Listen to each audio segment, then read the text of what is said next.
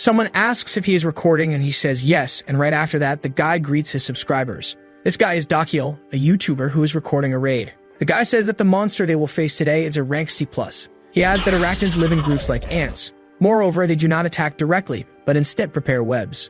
All the spiders start moving towards them. They begin to emit a terrifying aura. Yahello asks what is happening and asks the boy to cut that part out. This is narrator Suwu, our protagonist responsible for filming and editing. Arachnids do not usually attack directly. They behave as if they are hunting by casting webs and injecting venom so that the prey dies slowly. That is why everyone is impressed, because that is not how they usually act. Yahello calls the protagonist a bastard, and later the two will have a conversation. The guy continues to attack the spiders. He goes on defeating one after another, perfectly straight and precise cuts. Several other monsters try to attack him, but Yahello manages to act faster and counterattacks. He stands over all the creatures. His eyes are red with anger because the spiders should not be behaving this way, and the protagonist who previously came to investigate said everything was fine. He soon calls the protagonist's attention and asks what that was. The boy apologizes. Punching Suwu in the stomach, Yahello says he almost died because of him, then asks him to conduct the investigation properly. As he leaves, the guy calls the protagonist useless. We see that Suwu is awakened, but he awakened with a skill called traceless, meaning he became a useless awakened. His method of survival is analyzing monsters. He points out weaknesses and abilities, and he teaches hunters how to attack them. Yahello calls the boy a bastard and says that if it were not for him, everyone would be dead. Scared, the guys ask Yahello to look behind him. Suddenly, a monster appears next to him. Everyone runs because that is an elite monster. Our boy joins everyone in running away. Yahello asks if he is really going to die there. To survive, he says he will need bait and then looks at Suwu. Without any pity, he kicks him. The guy says all this happened because Suwu did not investigate properly, so he must take responsibility. On the ground, the protagonist curses Yahello, but unfortunately, it is too late for the boy. The monster is already behind him. Suwu tries to do something, but his body is panicking. Our boy wonders if he will die like this. Elsewhere, the protagonist is talking to his mother in the hospital. She asks Suwu to protect Siwa. Suwu says he cannot die there because he still has his brother to take care of. Without fear, the boy grabs the sword. He points the blade at the monster, saying he needs to survive, no matter the cost. Someone launches an attack, and the protagonist asks what is happening. We observe a person with blonde hair. Suwu asks who that guy is. An explosion happens. The two immediately look. Suddenly, another person arrives, and the protagonist does not understand what is happening. Out of nowhere, the guy jumps, and then shouts, telling the blonde that he keeps running away, and our boy asks if the two are fighting. Then he prepares an attack. The other responds in kind. With devastating blows, the two are about to collide. An explosion occurs. Suwu questions the situation, and adds that those two make the arachnids and elite monsters tremble with fear. Flashes of light from the combat occur. Both are moving at incredible speed. Our boy asks who they are, attacking quickly from above. The guy kicks the other, thus creating a large crack in the ground. With a great aura, the guy asks where the blonde wants to go because he is tired of him rebelling. He says this is far from over, then prepares a firepower. The white-haired guy creates a black sphere. Then they launch their powers at each other. Again, the attacks collide. He says if this continues, not even the blonde will come out unscathed. The guy says it does not matter, because he left the possibility open. He apologizes for involving Suwu in this. The other tries to say something, but a massive explosion occurs. The entire place is being devastated. Even so, the guy smiles. Debris is being thrown everywhere destructively. The boy observes the situation. Suddenly hears a voice saying they will leave it to him. An energy protects the protagonist. Smoke spreads. Amid the darkness, Suwu is alone, asking what the hell is happening. Taking a step back, he ends up stepping on his cell phone. He picks it up, but does not understand why it is there. A message arrives. The cell phone seems to be charging something. Then it says the manager position succession is complete. Various beings appear, as we see the protagonist in a stylish pose. Suwu seems different. The device welcomes the protagonist, informing him that he is now participating in Gatube. Outside the raid cave, everyone is exhausted from running so much. Yahello asks how unlucky he is to encounter an elite monster in a C+ dungeon. The others thank the guy since he saved everyone by using Suwu as bait. Yahello says he was ready for something like this to happen. Right behind him, our protagonist curses the guy for leaving him behind. He was about to say something, but is interrupted when Suwu tries to attack him. The protagonist's movement is easily stopped. Yahello counterattacks, punching him in the jaw, and asks if he forgot he is rank F. The guy was going to ask how Suwu survived, but doesn't matter, because it saves him the trouble of looking for a new editor. Suwu asks if this is serious because he won't work for someone who tried to kill him. Yahello says it was the protagonist who begged for money to pay for his sister's medication. Our boy pulls his hand back, then says he has a video of the guy leaving him behind, which would get many views. He says he could kill the protagonist right now. Suwu says he might die, but he will make Yahello lose his job and get arrested for his actions. The guy threatens, saying if that video is released, his sister might not be so safe. He leaves, telling everyone to grab their things. Sumu says Dakiel will regret this bitterly. Later in his room, the protagonist is looking for the so-called GodTube. Our hero introduces us to YouTube in his reality. In the most famous channel, there is the Hunter. However, in this GodTube, everything is different. Mythological gods and mystical creatures, legendary hero figures.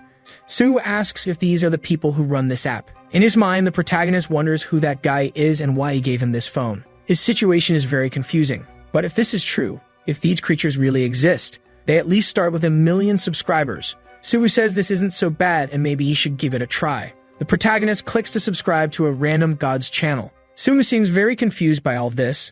Our dear system appears, saying Sue subscribed to a channel and now only needs 2 more. An S+ rank classification appears. He asks if this is real because it's impossible for this to happen. The people who fought against the demon lord, the 13 heroes, only they had an S+ rank. The boy is impressed to have gotten this rank just by subscribing to the channel. Sumu ponders if this is real because he doesn't feel any difference in his body. Maybe this could only have improved his intelligence and observation, so he thinks it might take a while to notice the difference. Our future monster enters Hercules' video, and then subscribes by pressing the red button. The system alerts that the protagonist subscribed to another channel and gained SS strength. He is startled and hits his desk, suddenly breaking it. He realizes he received an SS rank trait. Our dear system alerts that this increased his proficiency, and now it is at 1%. Sue is shocked to have received an S trait just by subscribing. He immediately shouts, asking what the hell this Godtude is. The system alerts that the proficiency of the insight trait increased because he thought hard. Sue realizes he has to reach 100% to fully use the power.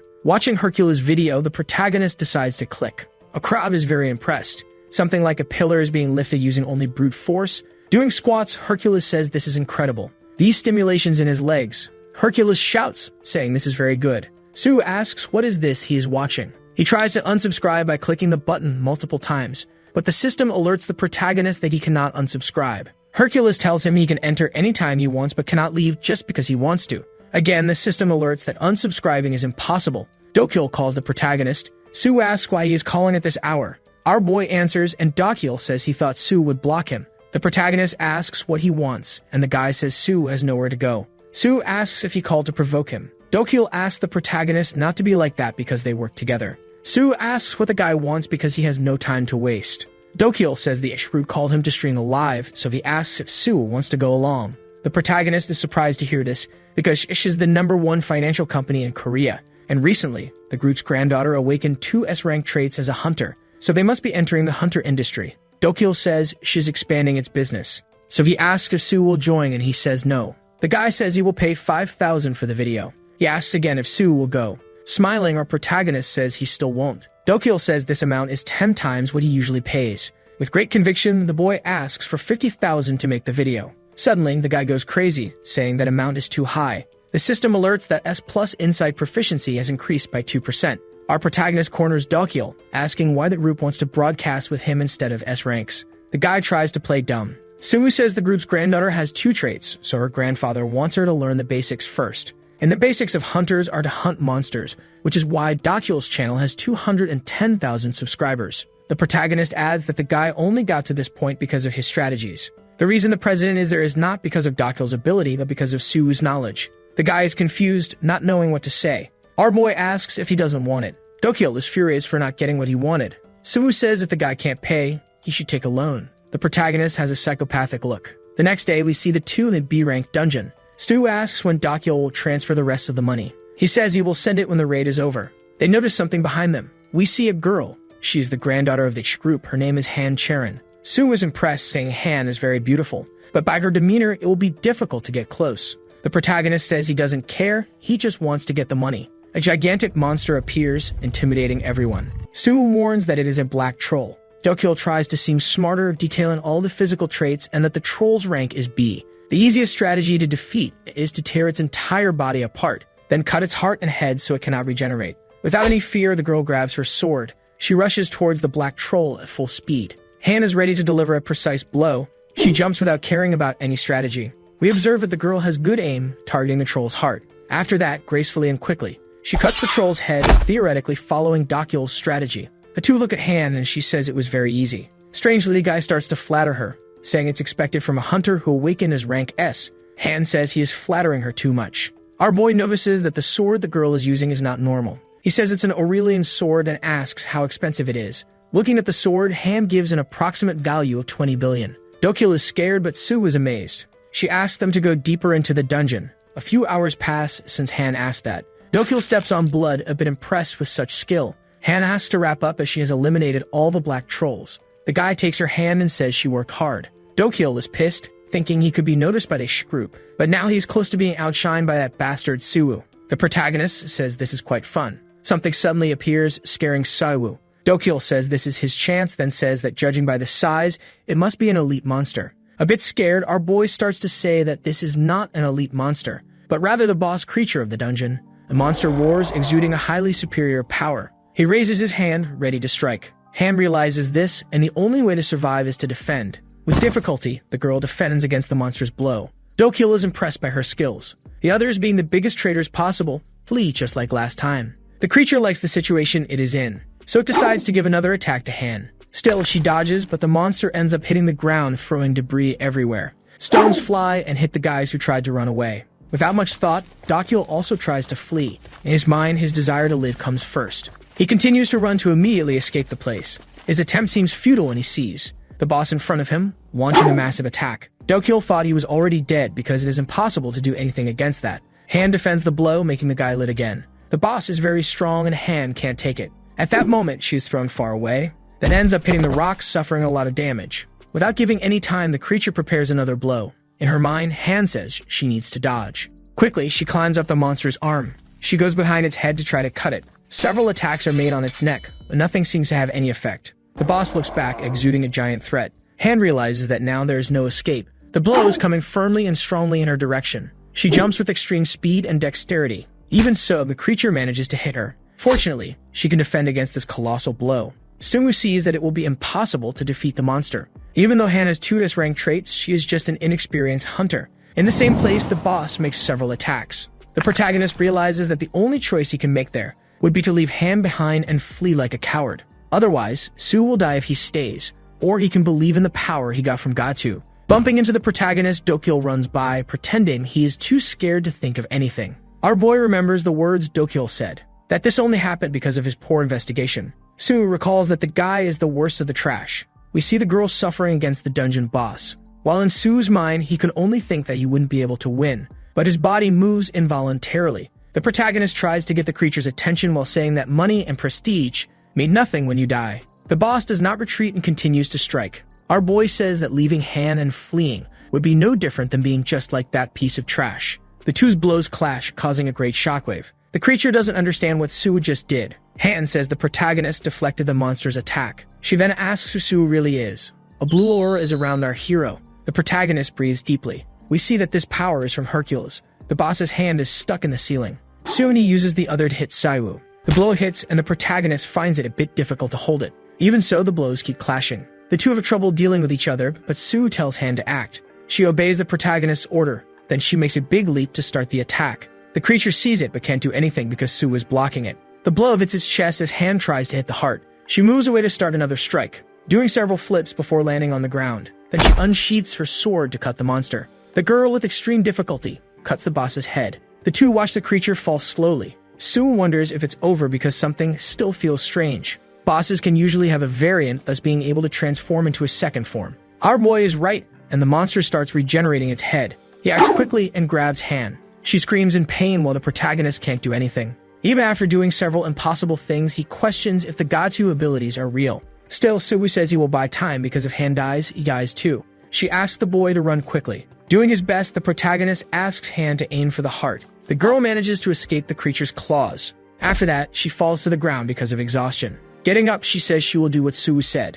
Han jumps again to attack the boss. The protagonist shouts for her to trust him. The creature realizes something is wrong. When it tries to do something, Su holds its arm. Han rushes forward with all her might. She begins to tear the entire arm of the boss. After that, Han manages to hit the heart. The protagonist says he can only hold for a few more milliseconds. Then he tells her that the monster has 2 hearts. She is surprised by this statement. The protagonist knows she will figure out where the other one is with her 6th sense. Han goes toward the other place she thinks might be where the second heart is. With all her strength, she's about to deliver her final blow. Then she lands the strike, making the boss roar in pain. The protagonist runs to help. Stu tells her to move away before his blow hits her. The boy prepares a big, furious attack. Our system alerts that the abilities have been temporarily increased. Han moves away, and right behind is the protagonist about to defeat the monster. The boss's eye reflects the image of Sue. The creature's head explodes as we see the protagonist slashing through. Han sees that they finally defeated the boss. The girl tries to say something to the protagonist, but he doesn't seem to be doing well. Taking just a few steps forward, due to exhaustion, Sue faints. Watching, Han wonders who our hero is. The next day, Sue wakes up, wondering where he is. Someone asks for permission to enter. This person is Han Charon, who casually sits next to him. Sue questions why she is there. The girl says she brought him to the hospital because he was seriously injured. Han asks how the protagonist feels while our boy thinks she is very close. She gets a little closer. Then she touches Sue's head to see if he has caught a cold. The girl stands still in front of him for a few seconds. Soon she says that Sue has a slight fever. Next, she says they haven't introduced themselves yet, so she asks the protagonist's name. Sue questions this because she should already know his information to have brought him to the hospital. Suddenly, Han says she wanted to hear it from his mouth. The protagonist ponders if she can read minds, but it might just be a skill of the S-rank's sixth sense trait. Han says she wants to propose an offer to Sue. He asks what the proposal is. The girl asks if Sue wants to join her group. The protagonist doesn't quite understand. Han says she will pay 1 billion per year. Additionally, all the monsters they defeat will be equally shared in value. She adds that she heard Sue has a brother and that he is sick, and if the protagonist accepts the offer, she will admit him to a private hospital. At this moment, Sue thinks carefully about the offer. The boy asks what he did to deserve this price. She only asks the protagonist to elaborate strategies for all the monsters they will face from now on. Night comes for our dear hero. The protagonist questions if he should rest. Sue remembers what Han said. This time he knows that Gatu is real, an app that makes an S-rank hunter seem like a mere extra. And then he adds that he will do everything to find a cure to save his sister Siwa. Some time ago, his sister suffered something in the dungeon, and now what he knows is that it is a blood disease with no cure. But if he uses Gatu and learns all its features, he might find something to help her. Only all the ingredients there are very expensive. For now, he will edit the video that will earn him 50 million. While editing the video, Sue realizes something, remembering that Han's sword is worth 20 billion. Maybe he can sell equipment. With this, he can get millions. To subscribe, he has to pay a fee of 1 million. We see the blacksmith Hephaestus recording a video. Without worrying, our boy clicks the button. After that, the protagonist is amazed, because he got an SS rank trait of God's metallurgy. In the video, we are in a forge. Someone is hammering the iron with everything they got. This is Hephaestus teaching how to make an item. Sue wonders why the gods are so eccentric. The system alerts that the proficiency of SS rank metallurgy increased by 1%. The next day in the hospital square, the boy is doing push-ups to improve his physique. The nurses say his body has improved a lot compared to the last time. Stu asks if his body is really that beautiful. They say that because of the exercises, maybe the protagonist can be discharged tomorrow. The system alerts that the proficiency of SS rank super strength increased by 1%. Stu says that the last time his muscles got hurt because of the super strength, so he has to train to get used to his new body. The protagonist's sister arrives, calling his attention. Siu says she heard you will be discharged tomorrow, and adds that when she saw him in the hospital, she was scared because he seemed to be in a serious condition. Siu thought he would stay for a month, and Sue realizes she is sad because he will have to leave. Our boy asks her not to be afraid of the treatment because money will not be lacking. At this moment, the little boy says he knows he is receiving free treatment. The protagonist is a little embarrassed. He says that Han Uni said she had no siblings, but Siu seemed like one to her. Sue asks how on earth Siu met Han. He says she visits him, leaving our protagonist surprised with this information, and adds that whenever she comes to the hospital, she asks about Sue's condition. His brother asks if he is dating Han. Our boy asks Siu not to talk nonsense, and to go inside because he is going somewhere. His brother, curious, asks where he is going. Smiling, the protagonist says he is going to make money. Already inside the dungeon, Sue is looking for monsters. He says he is a little nervous since it is his first time. Soon he hears a noise and realizes the creatures are coming. We observe a legion of F-rank goblins. All the goblins start picking up stones to attack the protagonist. He dodges them all easily. Although Sue knew goblins acted in groups, there were many more than expected. Soon after, the creatures grab weapons to attack the boy. The goblin tries its luck, but Sue dodges and counterattacks with a punch. With ease, the blow crushes the monster. The protagonist sees that he is stronger than he expected. All the goblins, after seeing the scene, hesitate to act. Sue calmly walks toward them. The boy stretches a bit because the fight is about to heat up.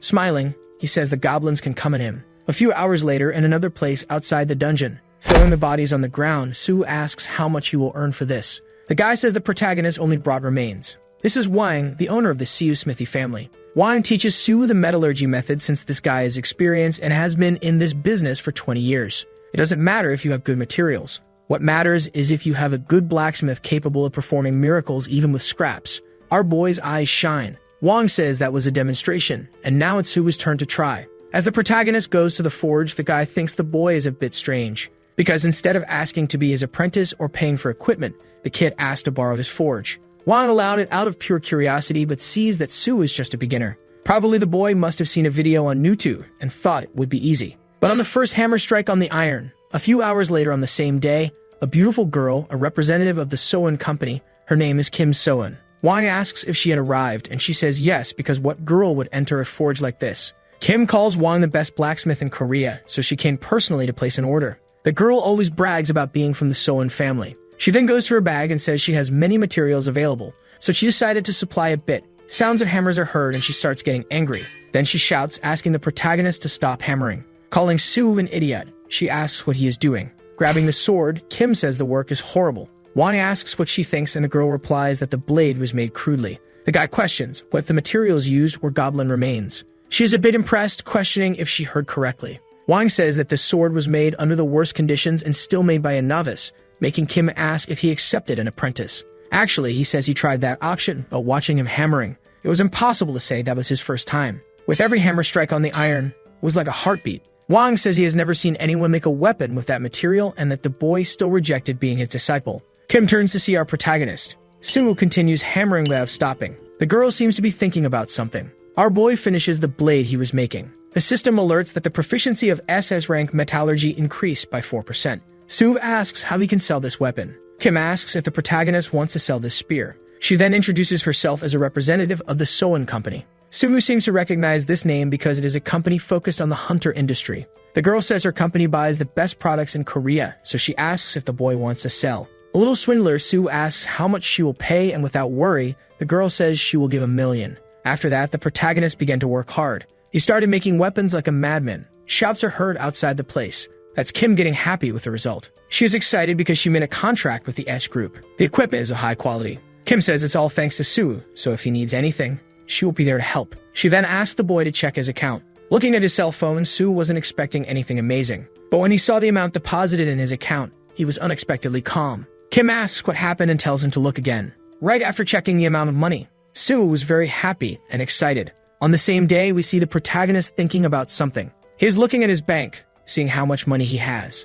The boy thinks he has to subscribe to a channel that can help his sister. These channels are of legendary doctors, some from the East. Suwoo says to maintain these 3 channels per month, he needs at least 500 million. For now, he will choose just one to benefit from. He thinks seriously about the matter since he can only have one power. Even after a few minutes, the protagonist doesn't think of anything. Biting his lip, he realizes he has to do it soon. Then Suwoo clicks the red button to subscribe to the channel. Noises can be heard behind the door. Wang says that high-quality materials are not easy to polish, so the polishing should be minimal. Kim arrives at the place, smiling. The guy asks why the girl keeps coming there, and she responds that she is there for Suwoo. Our current blacksmith says he was waiting for her, making Kim enthusiastic about the news. Suwoo says that last time the girl got everything he wanted, so he asks if she can bring those materials. A bit upset, Kim said she will do her best to fulfill the request. She lists all the ingredients that are on the paper. Suwoo asks if it will be difficult to obtain them, and the girl says it is possible, but will be expensive. The cost will be approximately 300 million, but she can give a discount of 20 million. Our boy says he needs those ingredients to increase his medical proficiency. Kim asks if she should get the items. With few choices, Suwoo says yes. The protagonist calculates how much all this will cost. In the end, he can make more money selling equipment. A great idea comes to his mind at this exact moment. Suwoo can make a lot of money using YouTube. In another place, we observe people riding the subway. A guy in a red jacket says there's nothing to watch. Suddenly, he sees the protagonist's channel and asks what that is. For a moment, he thinks, but then clicks the button without hesitation. In the video, we see a herd of monsters that look like hippos. And in the middle of them, surprisingly, there's an imposter. We see Suwoo disguised as a hippo among the creatures. Looking at the camera, the protagonist asks if we knew that hippos are not horses. The guy doesn't understand what Suwoo is doing and asks if it's some kind of cosplay. Our boy says these monsters are called hippodons, and as you can see, they look like hippos. But these creatures are not related to horses. Apparently, the guy seems interested in the video. We observe that the protagonist is being the guide to the world of Monster Realm, teaching various characteristics in detail. Pulling a shining red cloth, Suwoo says he will teach how to conquer a hippodon. The first step is to excite them with a red cloth. We see the guy doesn't understand anything, but is still entertained by the video. Suwoo points the red cloth at the herd ahead. At the same moment, all the hippodons observe. Immediately, their eyes turn red with excitement. Abruptly, they run towards the protagonist. Without fear, Suwa continues to wave the cloth in his hand. At this moment, the boy says he will teach the second step to conquer a hippodon. Just hit them and then grab them, making the guy wonder if this is the strategy. The protagonist runs towards the herd of hippodons without any fear. He smiles, seeming not to fear death. Suwa and the hippodons clash violently. The dust settles little by little, and apparently, nothing is wrong. But a single man stands after this difficult battle. That man is the protagonist, who looks at the camera and asks if they found it easy to conquer a hippodon. The guy is left speechless, not knowing what to say. Still, several hippodons were drawn to the place. Like a madman, Suwa begins to defeat them one by one. He makes it seem quite easy, even though it is almost impossible for an ordinary human. Without any failure, the innocent continues glued to his phone. After defeating them all, the protagonist tells them to subscribe and leave a like. Several people comment saying that was insane. The numbers of likes and views increased drastically. Sumu says that it went as planned. Later, we see that the protagonist reached an incredible 126,000 views. Several comments mention that it was extremely hilarious and funny. Sumu says they really liked the concept of the last video. But this video only did well because of the power of the algorithm, so he can't rely on weak monsters forever. For now, he will make more videos since it is going so well. The protagonist is doing well with a routine, since his specialization is knowledge about monsters and wisdom to form strategies. That's why having 1 million subscribers is not just a dream. But unfortunately, not everything is perfect because there is a big and significant problem. Suwa questions if what he has in his hand is blood. He starts to feel dizzy and is about to faint. Even so, he wants to continue editing the video. He loses consciousness little by little. But when he falls, he ends up hitting his head on the corner of the table. Falling to the ground, he feels a stinging pain. Suwa realizes that he has been working too much lately and maybe should rest a bit. Our boy wakes up seeing that he fell asleep after falling. Thanks to Hercules' strength, nothing worse happened. Sumu picks up his phone saying he needs to edit the videos and questions how much time has passed. He checks the time and then gets very scared. The protagonist thinks he will die from overwork before making money. That's why he urgently needs to hire an editor. Later, at an establishment called Cafe Eden, Sumu is holding his phone, checking something. There are several candidates who volunteer to work, making the protagonist wonder if it's because the salary is a bit high. A salary of 3 million with the potential to earn more if the view count is good. Sumu says he will probably choose the best editor. Watching a video, the boy comments that the sound effects are good and the editing is better than his own. The protagonist had invited this editor. However, he is late despite agreeing to meet at 1 o'clock. The boy's name is Park, and we see his message agreeing to come. Stu wonders if this guy is actually an old man since his way of speaking is too formal. But what matters is his experience. The protagonist sends a message asking where Park is, but he hasn't even read it yet. Sumu says he will wait just a little longer. A few hours pass and there's still no sign of the guy. The protagonist gets pissed off and stands up from the table. At that moment, the editor arrives, apologizing for being late. Sumu is extremely angry and then looks to the side. This is our shining editor, Park Diaku. We see that the boy is startled because he was expecting an old man or something like that. Anyway, Sue asks why she is late, and she explains that she ended up editing a video late into the night and didn't read his message because she was in a hurry. The protagonist asks what video it was, and she says it was the video he sent for editing. Sue is impressed because he sent the video yesterday and today is already ready. On average, Park took 3 hours to edit the entire video. She is startled, asking what is wrong. The protagonist catches her attention. She becomes alert, questioning if she did something wrong. Brilliantly, Sue asks when she can start, and Park says she can start immediately. Our boy says that Park will make 3 videos a week, of course receiving a bonus if the video does well. He says that from now on, she will be under his care, and the girl seems a little emotional. Sue extends his hand to greet her.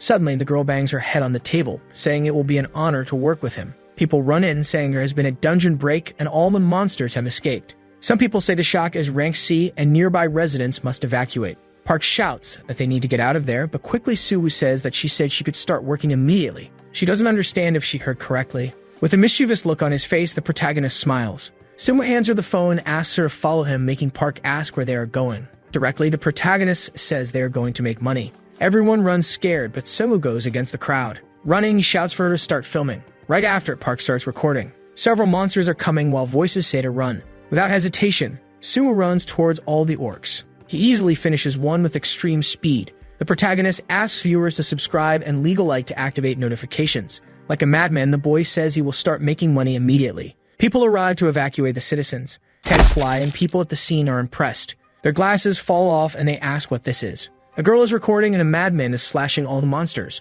who, after a brief battle, were defeated with much elegance. Again, the protagonist asks everyone to subscribe. Later, Park is editing the video she made that day. Looking at the comments, she asks why the protagonist is so popular. Even editing his video, the girl didn't understand the theme or content. But one thing is certain, her boss is a lunatic. Park questions if she will be able to keep up while her brothers are right behind her cheering for her. Happily, her brothers ask if she wants to eat fried chicken. Park observes, thinking they are very cute, and adds that she will work hard for her dear little brothers. The next day at the forge the protagonist borrowed. The weapon turned out well because it was made from Ranksy orcs. The system alerts that the proficiency of SS rank metallurgy increased by 14% and says that this sword at least can be donated for free. For some reason, our boy is not disappointed and then decides to try again. His proficiency increased by 14%. Considering how much he had before, this is an incredible evolution. Kim arrives and says that the quality of the protagonist's sword improves every day. Wang looks amazed at Suwoo's talent. The girl gets closer, saying she knows he will sell this weapon. He responds yes, but the price will not be low.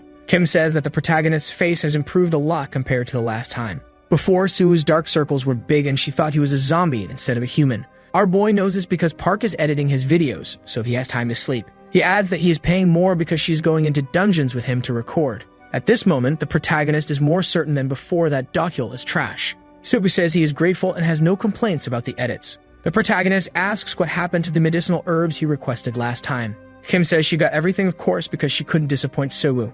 Our boy says she got the resources very quickly. She says that the Soin company works with the best products in Korea, and the protagonist doesn't understand what that has to do with the speed. Stu asks the total price, and Kim says it will cost approximately 21,244 million. Of course, the protagonist almost collapses at this price, and Kim says she adjusted it to 200 million since this order is from our boy. The girl asks where Suwoo will use so many medicinal herbs. The greatest swindler in the universe says he will use them for a clinical trial. Suwoo's watching the healer's video. This person is named Huachuo, a doctor who works miracles. The guy presents multiple pieces of information. Suwoo doesn't understand a word of what Huachuo is saying, and at this rate, he won't be able to increase his proficiency in divine medical arts. The system alerts that the proficiency of SS rank insight has increased, making our boy say that the wrong skill improved. Fortunately, the proficiency in insight makes him understand much faster, as if it had been set to easy mode. Thus, proficiency in divine medical arts increased by 5%. On his first attempt, he made something that can at least be called edible.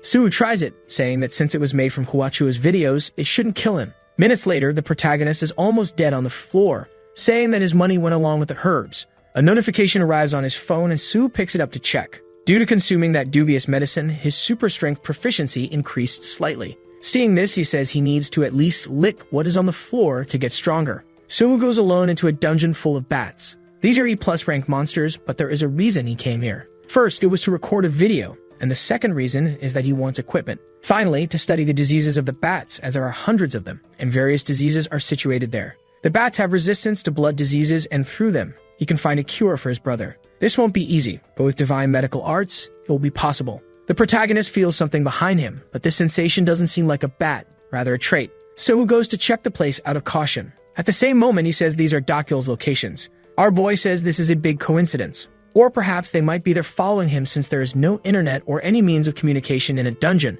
This means one could eliminate a person and no one would know, making the protagonist question what he should do. Moving forward, Suwoo says he doesn't need to think about it, since he will defeat them all and force them to spill information. The guys are saying something about being sure if Suwoo entered there. One of them says he saw him enter this dungeon. The guy named Ju asks if he really went in there since they can't see him, and the kid named Ji says Suwoo might already be dead. Jiwoo says that could be it since the protagonist was a hunter without a trait. Jay says Suwoo is smart and might have created a great strategy to deal with the bats. Du says that after seeing his video, maybe he doesn't need much of a strategy. Ju says it's all CGI. They choppo looking for our boy. The protagonist gives them a little scare, and then asks where Dokul is. Ju says he didn't feel Suwoo coming, and he says he didn't think they would talk willingly. Everyone is on alert, questioning where the protagonist came from. Innocently, the kid runs to attack, and quickly Suwoo punches him in the stomach. Ju flies away at extreme speed. He is all beaten up, lying on the ground, unable to do anything. Our boy says he will ask a very friendly question. We notice he gave up on the question and went straight to aggression.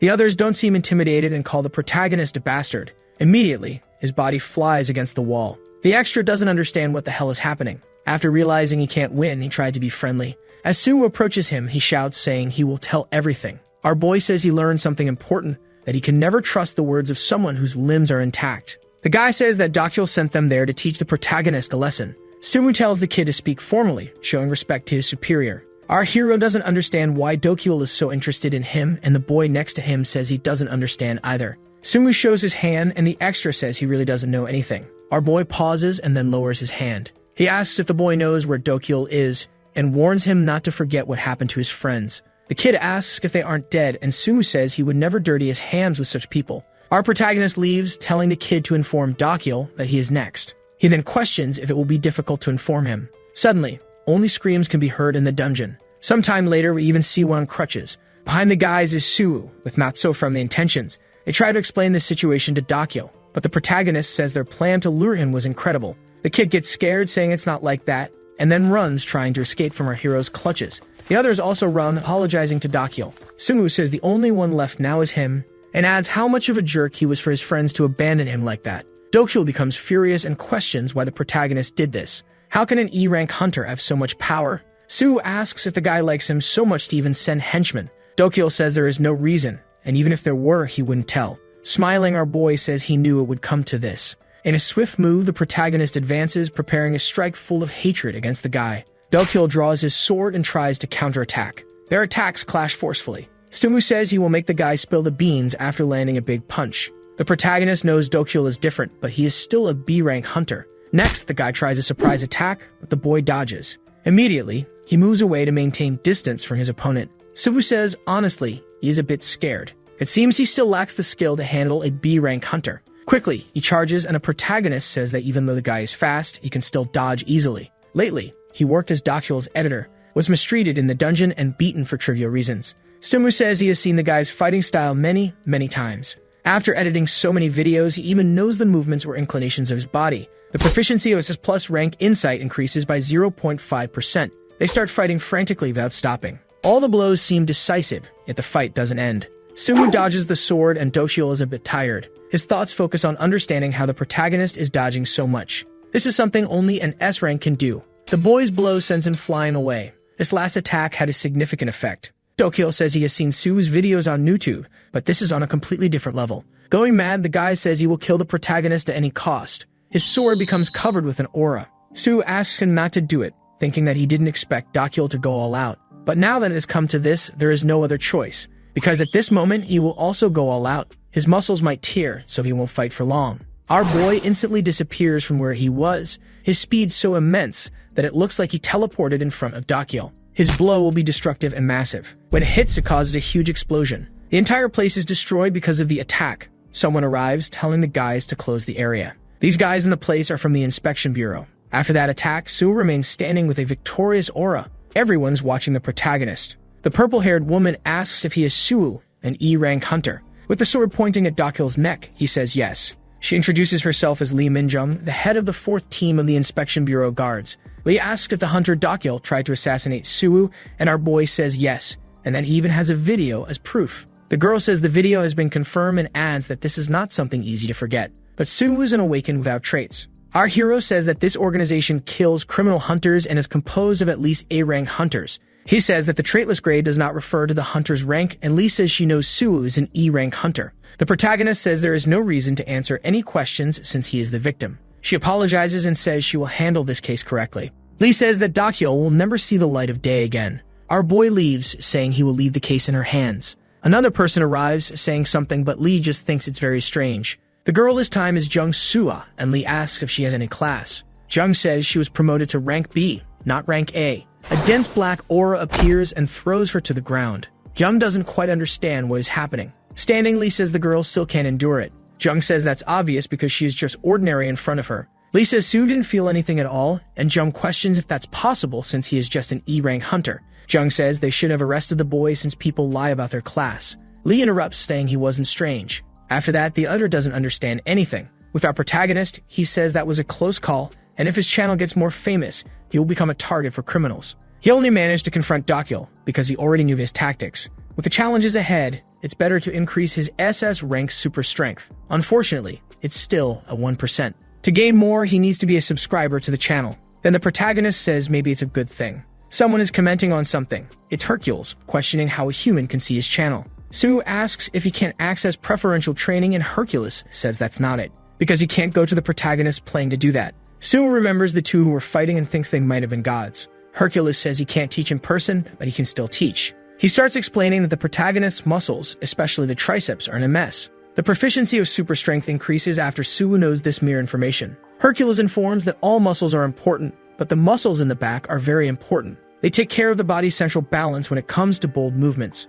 The protagonist questions what the hell he is watching. Hercules says he created a divine martial art. It's all martial arts combined into one, and this martial art was the one he used to defeat the Hydra. The posterior muscles are important to endure such movements. Hercules asks what happens when the building's pillars fall, and our hero says it collapses. Kicking the ground hard, Hercules says the same applies to the body. Even not understanding anything, the proficiency of super strength is increasing. Hercules tells the protagonist to do push-ups to train the basics of the body, breathing, and exhaling. Sedentary Suwu can't take it since he's only been editing videos and drinking Red Bull. Meg is approaching, but the training is just beginning. Various alerts appear saying the proficiency of SS rank super strength increased by 0.12%. The protagonist sends a message in a file to Park, saying the editing theme is Speedrunner. Before opening the file, she doesn't know what to expect. Starting the video, we see the entrance of a dungeon. Suwu says the cave behind him is where the bats live. At this moment, he will present new Speedrunner content from the dungeon. Park starts editing the video, adding sounds and effects.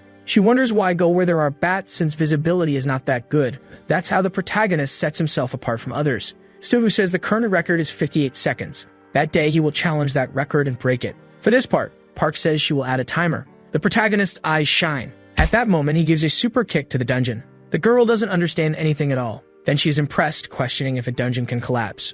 The video ends with Suwu saying the dungeon is complete. Park doesn't know what she is watching, but the man is good. The views surpassed millions. Someone commented on the video, and he sees it was the former record holder. Suwu says she panicked when she saw her first record being smashed. Because of this comment, millions of viewers are already guaranteed. The protagonist thinks he should make more provocative videos. Suwu checks his proficiency and sees it's at 2.1%. He is surprised since with 2%, he destroyed an entire dungeon thanks to Hercules' training. How will it be when he learns the divine arts? The protagonist says he urgently needs to ask Hercules to teach him as soon as possible. Then we see that the moment Suwu asks, Hercules refuses. Our boy says he won the divine arts in the event, and Hercules says those are different things. For now, he is giving individual muscle training, not combat training, and the protagonist's body currently can't handle it. Divine combat is tailored to Hercules' power, so Suwu can't have or learn it. Our boy says he is using Hercules' power. Hercules is impressed, while the protagonist simply says he thought the training was for that. Hercules says this isn't supposed to happen.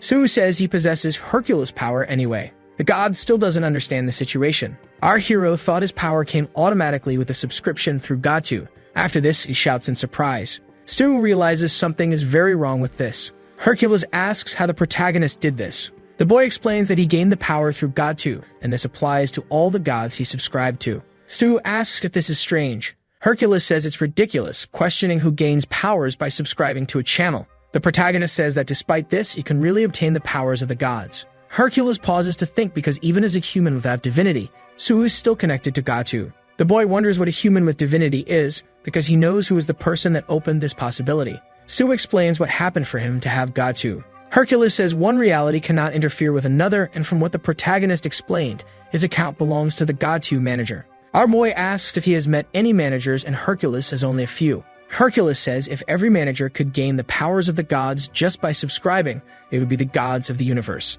Even so, the protagonist managed it. Our boy asks Hercules to accept him as a disciple, but the god refuses, saying that having disciples only brings problems. Suwu says he learned super strength from him, but Hercules says that's completely different. Giving normal training is tiring enough, imagine training divine arts. The protagonist says he has a question. He asks what being a Gatu subscriber would mean, and Hercules responds that it's like becoming an element of divinity. In short, the more subscribers a god has, the more divine power they will have. Suwu says he will make a deal with Hercules. If he can get 100 subscribers, Hercules will have to teach him the divine arts. The god questions how the protagonist will do that. Our boy says to just trust him, it will work. In a magical step, Hercules' subscribers increase. At the same moment, he kneels saying Suwu is his master. The protagonist says he will teach him content methods, but for that, Hercules will have to teach him the divine arts. Yet Suwu still questions the use of subscribers. The god says it's like their confidence. Our hero realizes that when subscribers increase, the god's stats also rise. Anyway, he asks Hercules to teach him the divine arts, and the god accepts, also saying he expects him to fulfill his part of the deal. The god says the first thing Suwu must do to learn the divine arts is to train his muscles to the maximum. Hercules says he will demonstrate the training. Suddenly, the protagonist's ear starts to hurt. The god makes a powerful strike in the air. Instantly, the entire place is destroyed. Suwu sees that this strike is fast and very strong at the same time. An immense pressure emanates and the system alerts that the protagonist experienced the divine arts and his proficiency increased by 11%. Our boy is frightened by such power, and this mere demonstration gave him a lot of proficiency. Hercules says the protagonist still can't handle the training, so it's good to be cautious. To withstand this power, Suwu must train his brain muscles. Our boy understands that to resist this power, he needs to strengthen his mental strength. The protagonist says he should have said that from the beginning, but he still needs to learn. Hercules says it would be impossible, but given the current situation, Suwu might have the capacity to learn. He doesn't understand what the god is saying, and he says the protagonist can obtain the powers of the gods. Our boy says he can get skills that specialize in mental strength, so he can withstand the training. Hercules says he recommends Kong Q's channel. At the moment, Suwu thinks about the fee he will have to pay to subscribe to the god's channel. His account balance is worse than last time. The subscriber fee is 10 million per month. Kim arrives at the place saying good morning. She brought some items the protagonist requested. Suwu asks if the price is 1 million, and the girl laughs a little but says the bill is 113 million. Kim leaves, thanking him for the purchase and adding that sewn products are the best. Before leaving, she asks what the protagonist will use these items for, and Suwu says he will use them to make equipment. Our boy thinks he needs to work to earn money and also increase his proficiency in metallurgy. Unfortunately, at this moment, money is both his greatest enemy and best friend. But now is not the time to be sad. He has to start working hard immediately. Wang notices that today the protagonist is working more intensely than before. He approaches Kim and asks what brings her to his smithy. He suddenly becomes startled. Wang sees Suwu working like never before. His skills are making the place shine. A light emanates and reflects off everything. Even after doing something impressive, the system says the protagonist created something at least discardable. The SS rank metallurgy proficiency increases by +5. Everyone is admiring Suwu's work while praising him. Without wasting time, the protagonist asks Kim how much it's worth. She says the equipment is very good and doesn't think any client has the money to buy it. Suwu feels a bit down since he has many expenses: CEO's medicine, Hercules' training fee, and the current channel of Kong Q. Our boy asks her not to feel pressured since it's a discardable item, making Kim question if she heard right. She says she will do her best to sell the item. Kim thinks about putting the item in an auction since, from her perspective, it has an inestimable value. Sometime later, they are at the auction, and the girl used Wang's identity, who is of age to register. The woman announces the next item and says it is something extremely admirable. Everyone is gossiping about the item, gaining notable attention. She shouts, presenting the 2 gauntlets. She mentions all the details of the item, including its duration and rank, which is A. Everyone in the audience is excited because to them the gauntlets are on a completely different level. The woman says it is not an enchanted equipment, but still has a special effect that increases power by 5%. People say the gauntlets are great for use as auxiliary equipment. She says she will start the auction, and the starting price is 10 million. People give high bids ranging from 20 million to 50 million. Everyone is going crazy, betting all they have. The equipment price is skyrocketing, reaching the inestimable value of 250 million. The woman's eyes shine after seeing the bids reach 350 million. A person in the back bids 2 billion. We see that it's Ham Charon, who apparently wants the gauntlet very much. The presenter doesn't know what to do because 2 billion is a lot of money. In the back, the police offer 2.1 billion. Lee stands strong and imposing, determined to get the item. Her guards don't understand the reason for the risky bid, but Han is still in the game and says she will pay 3 billion. Lee, already pissed off, bids 3.1 billion. The war between the two begins and Han doesn't give up, bidding 4 billion. Everyone is shocked while the presenter asks if anyone will make a higher bid. She starts the countdown, and in the end, no one else responds and the equipment is sold for 4 billion. Victorious, the girl walks out as if she hadn't spent a fortune. A mocking smile can be seen.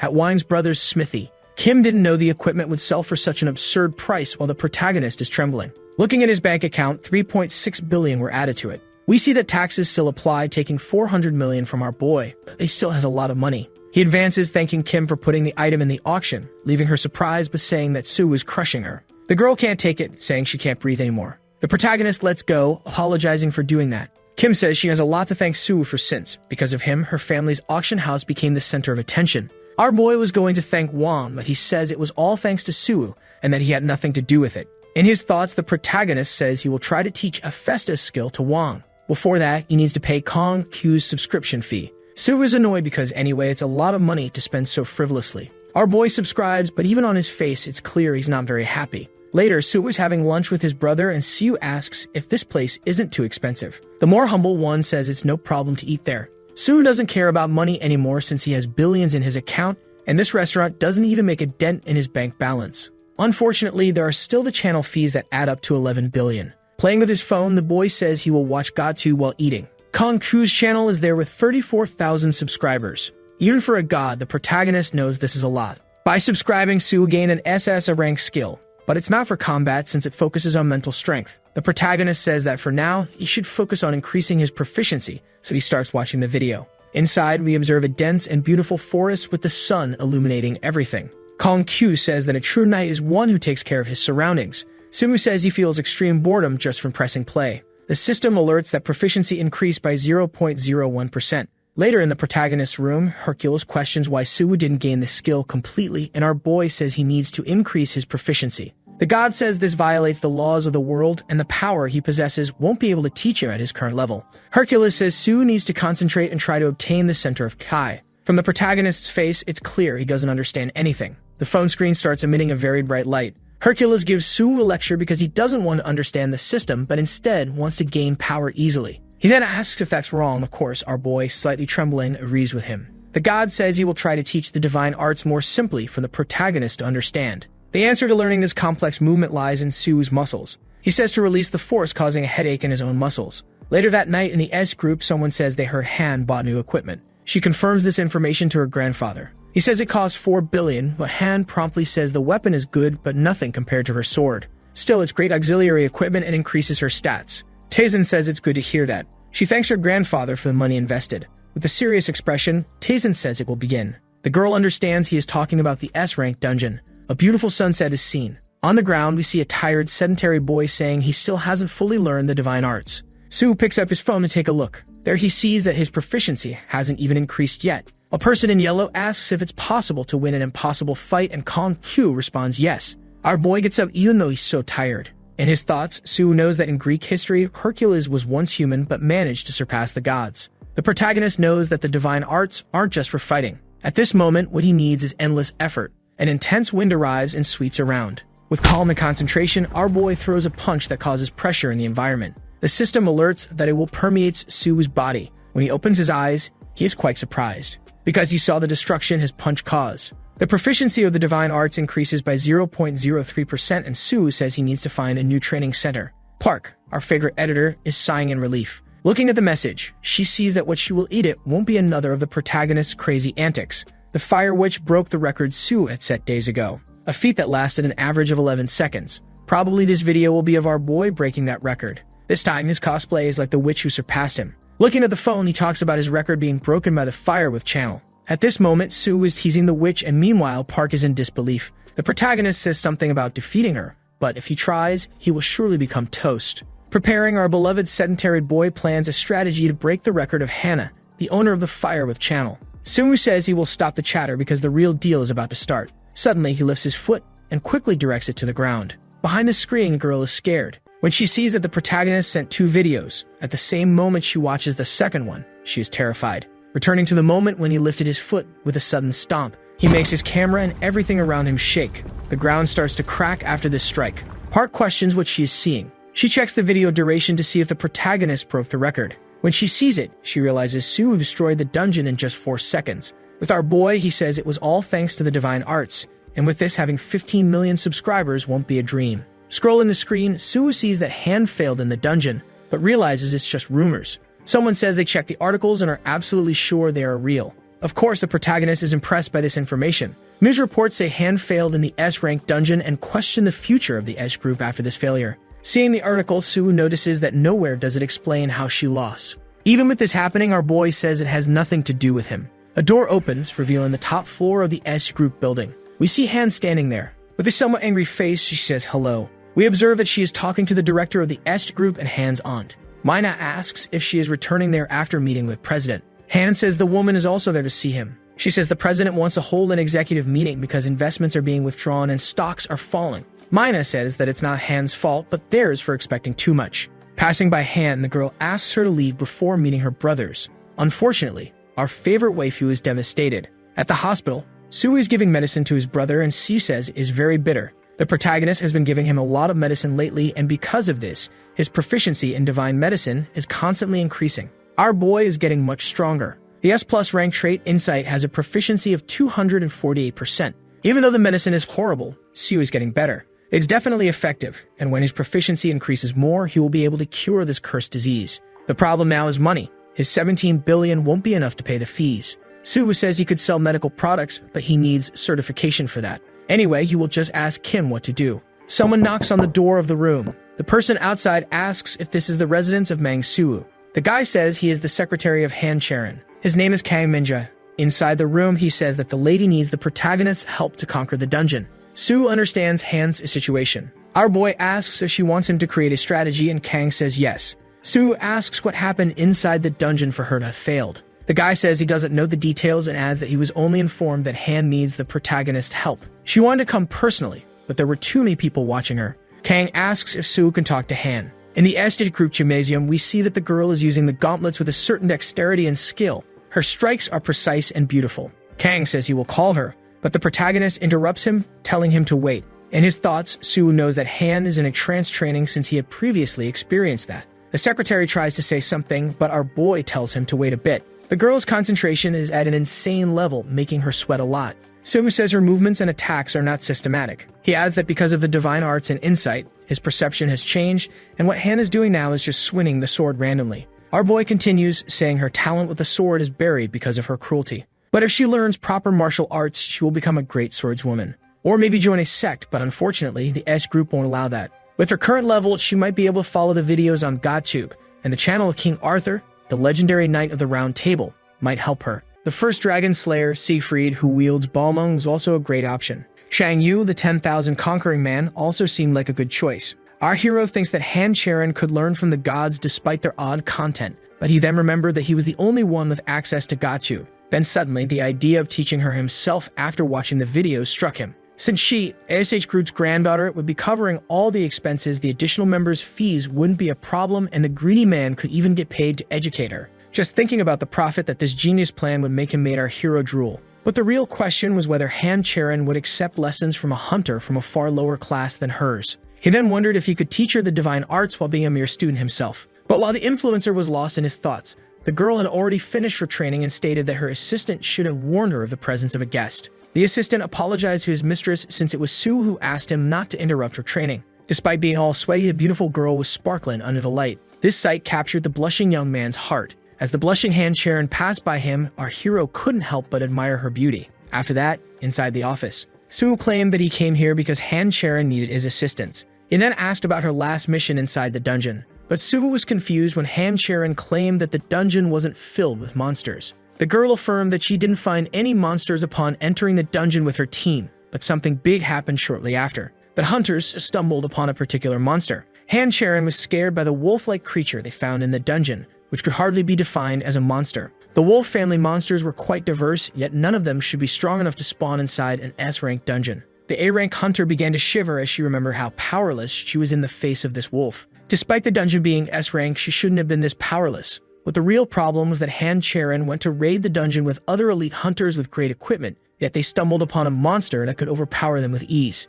In short, only one monster roamed the dungeon, yet not even the A-rank hunter and her team could fight it. The rank of a dungeon depends on how much mana dwells inside it, and in this case, only one monster, who was far stronger than Han Charon, inhabited it. It was quite a rare phenomenon where only one entity determined the rank of a dungeon. Our heroes seemed worried, as this could only mean that they were facing a mutation. One of these mutations was the Capo monster that possessed all the dungeon's mana, which explained why an A-rank hunter and her team were left powerless in the face of the beast. Su informed the lady that the wolf in question might be a boss of all bosses monster who turned out to be an S-rank, making him more lethal than he already was. Han Charon was shocked by this news since she wasn't familiar with the concept of a Capo monster. Su recommended never returning to the dungeon unless the girl had a good reason to do so. She claimed to have. The problem was that the failed raid didn't just affect Han Charon. This incident affected the whole Edge group, making them lose a great amount of money and endangering the company's stocks. The A-rank hunter wanted to and had to atone for her failure since retrieving such a lost fortune was worth risking one's life. Since they were about to fight an undiscovered S-rank Capo monster, Su had one request. The influencer wanted to make a YouTube video out of their raid. He then proceeded to ask the shock girl for a 10 billion payment. Su claimed that he wouldn't settle for anything less. After that, our hero began to regret not asking for a bigger sum, seeing how the pretty girl quickly agreed with a 1 billion deposit in advance. Yet he decided to restrain his greed as 10 billion was already a cherishable sum. Our hero couldn't ask for a higher payment since he had to come up with a plan to defeat a brand new type of monster that was completely alien to him, which could be difficult to realize. But he then remembered that his insight was already at 24%, which made him more determined than before to analyze the capo monster. One day later, Sue arrived at the dungeon along with Han Charon. The A-rank hunter allowed the influencer to analyze the wolf in its habitat on the condition that she come with him. Our hero didn't want to enter the dungeon, but he was obligated to in order to gather data about the capo monster. He was reassured by his super strength and his divine combat arts, which guaranteed his survival but not his victory. The aura in an S-rank dungeon was far more menacing than the one inside a regular one. Han Charon then proposed to go further in the dungeon. On the way, Sue noticed that the girl wasn't feeling comfortable in her gauntlets. He then asked her if the gauntlets were not a perfect fit for her, which she confirmed they weren't. Han Charon was then confused when the boy proposed to make them more comfortable. Sue crafted these gauntlets to fit his measurements, which explains why they didn't fit the lady. The gauntlets began to shrink. Our generous protagonist decided not to charge the lady for adjusting her gloves. Han Charon was shocked to discover that Sue was the blacksmith behind these elite gauntlets, which explains why he was so familiar with them. She was even more surprised to discover that he was the mysterious prodigy that even Master Siu Pao Wang acknowledged. The lovely conversation was suddenly interrupted by a fierce roar. Sue was left in complete shock. Both of the hunters could feel a massive energy in the air, but he then turned to his right and couldn't believe his own eyes.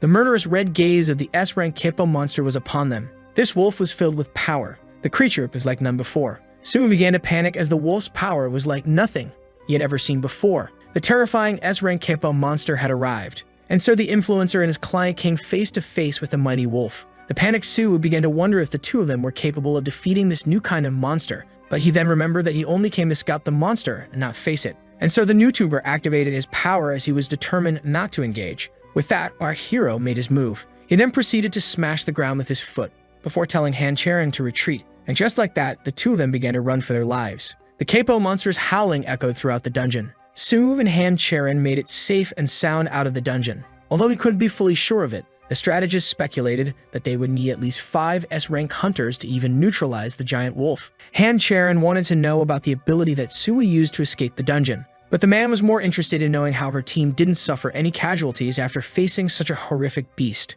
Han Charon claimed that they were only fortunate, so Sue asked her if she was still sure about facing the capo monster once again. But the girl was more determined than ever to go back inside the dungeon. She only needed the YouTuber to come up with a plan for her team in order to finally defeat the beast. Both looked into the eyes of the other in silence. With that, Sue took his leave, stating that he would call Han Charon once the monster was analyzed. The footage of the capo monster was getting replayed. Sue couldn't figure out the nature of the wolf, but he was certain that it originally evolved from a normal monster like all the other capo monsters. Our hero couldn't find the slightest information despite searching through the internet, the association's papers, and even the monster encyclopedia. Even after using his elite skill insight, he was still left in the dark. With that, the strategist decided to suspend his research until tomorrow. After completing Hercules' exercises, our hero was able to enhance his super strength and slightly perfect his knowledge of the divine arts, but was left completely exhausted afterward. Hercules was disappointed to see his subscribers so tired after what he considered light exercises. Sue began to look at his phone. The curious god wanted to know what the man was focused on. Our hero was still trying to figure out what the wolf truly was. Hercules was surprised to know that his subscriber was, in fact, a strategist. He decided to watch the footage of the monster in question. Hercules seemed surprised. Sue asked the god if he had ever encountered such a wolf before. Our hero was surprised when Hercules recognized the wolf as Fenrir. Fenrir, who was also known as the Wolf of Divine Slaughter, was a fierce beast of Norse mythology who earned his title for a simple reason. This beast was, in fact, the monster that ended the apocalypse known as Ragnarok. With his powerful jaws touching both heaven and earth, Fenrir, who devours everything in his path, was able to slay Odin, the strongest god of Norse mythology. Confused, Sue asked Hercules about the divine beast's presence in the human realm, but Hercules was just as confused. Our hero began to relate the Wolf of Divine Slaughter to the mysterious man that gave him access to Gachu. This made him think that Hercules was, in fact, the only god who didn't know how to enter the human realm. It turns out that the godtuber faced the capo monster once and emerged victorious. Sue then asked about the outcome of his eventual fight with Fenrir. But our hero was confused when Hercules declared that the fight would last 1 second. The man was annoyed by the god who thinks that a giant wolf would slay him in such a short time. But Fenrir seemed a little bit weird to Hercules as he looked more like a baby wolf now who lost most of his strength. Sue was surprised since the gigantic beast was, in fact, a puppy, yet he's still a fierce monster of Norse mythology. The capo monster was also wearing an ornament that the god was unfamiliar with. Hercules pointed at a particular point on the screen. Fenrir's power was limited by a crimson chain around his leg. Curious, the hunter asked about this ornament. This shackle was Gleipnir, an artifact that was deemed indestructible. Hercules then started to joke about how it would take a whole minute for the baby Fenrir to annihilate his subscriber. But just as our hero was lost in his thoughts about the wolf of divine slaughter, the god proposed to reveal the beast's weaknesses. The playful Hercules was hesitant to do so, so Siwa proposed to reveal a secret that would earn him 200 subscribers in exchange for the intel. With that, Hercules rushed everything he needed to fill his part of the contract. After some time in the dungeon area near the SJ office building, the journalist began to bombard the huntress with questions, but she ignored everyone and she made her way to the gate. The door opened up. With a team of elite hunters assembled, Han Charon decided to head into the dungeon. But some of the hunters were confused as Siwa began to stream right before the big moment, which made them wonder who he might be. One of them recognized him as a YouTuber. Siwa's channel, Asterisk World Conquering Man Asterisk, wasn't really well known, but the man was confused as to why an influencer was coming along. The short hunter found it foolish when he discovered that the YouTuber was, in fact, the strategist behind the plan to take down the Capo monster. Siwa's presence, along with the exaggerated support provided for the party members, made Han Charon look desperate in front of the hunter. The tall one wanted to converse with Sunbaenim, but he quickly shut him off as they were about to enter Fenrir's territory. And so Siwa, along with Han Charon and an impressive group of hunters, entered the S-Class dungeon. Our hero kept streaming despite the tense atmosphere. This performance annoyed Sunbaenim as Siwa was filming a video right before facing the Great Wolf, which made him worry that the beast would locate them. Suddenly, his anger turned into fear and astonishment. The humans were terrified as they came face to face with the wolf of divine slaughter. Seeing this, Han Charon began to question her decision, thinking that she should have sought the aid of the S-Class hunters and feared that people would die because of her stubbornness. But then the huntress decided to carry on without the help of the S-Rank, as this was the first raid of the S group, meaning that this was their fight alone. Han Charon wanted the world to know how powerful the S group really is. But the lady was shocked when Siwa called the Capo monster Fenrir, the monster of Norse mythology, in front of the camera. He then pointed out that the watchers must have their doubts about the wolf's identity. The influencer claimed to have doubts himself, and so our hero decided to fight the terrible beast to see if it's really the one and only Fenrir. He claims it to be his duty to find out as the Asterisk World Conquering Man Asterisk. Siwa then stated that the task would be easy for him regardless of the wolf being Fenrir or not. Our hero then turned to Han Charon to see if she was prepared for the battle, and so Siwa decided to use his first plan to take the wolf of divine slaughter down. With that, our hero made a powerful jump. Han Charon seemed shocked. Siwa was able to close the distance between him and the wolf in a flash. Fenrir immediately attacked with his paw, quickly smashing the ground. But to the A-Rank huntress's surprise, the influencer was nowhere to be found. Siwa managed to sneak his way onto Fenrir's head and decided to hit with all his strength. With that, the hunter got the first hit on the wolf. His energy was so powerful that the other hunters had a hard time staying on their feet. A dark energy roamed the dungeon. The wolf of divine slaughter was left unscratched by the powerful punch. Siwa was surprised at the poor results of his first plan. This left him unsatisfied since Hercules promised good results upon following his tactic. Siwa started to dodge the Capo monster's attacks. This fight led to multiple explosions emerging throughout the dungeon. Our hero had a hard time keeping up with a quick Fenrir. Han Charon decided to join the battle along with her team, and so the huntress charged forward. Siwa was startled. He escaped a deadly blow from the great beast at the last moment. The struggling hero was now sure that the beast in front of him was the one and true Fenrir. Siwa then remembered how Hercules claimed that he would lose in a minute, but he then realized how strong Fenrir was, which explains why Hercules was the only one to beat him. The wolf of divine slaughter was a real powerhouse, yet there was still hope, because as long as he was slowed down by Gleipnir, beating him wasn't out of reach. It was a major problem that Siwa couldn't harm him. A blue flash flew across the dungeon. Thankfully, Siwa wasn't facing the wolf alone as Han Charon managed to get a clean slash on Fenrir's face. The huntress joined the fight, but her attack angered the Capo monster, when suddenly a huge fire appeared behind him.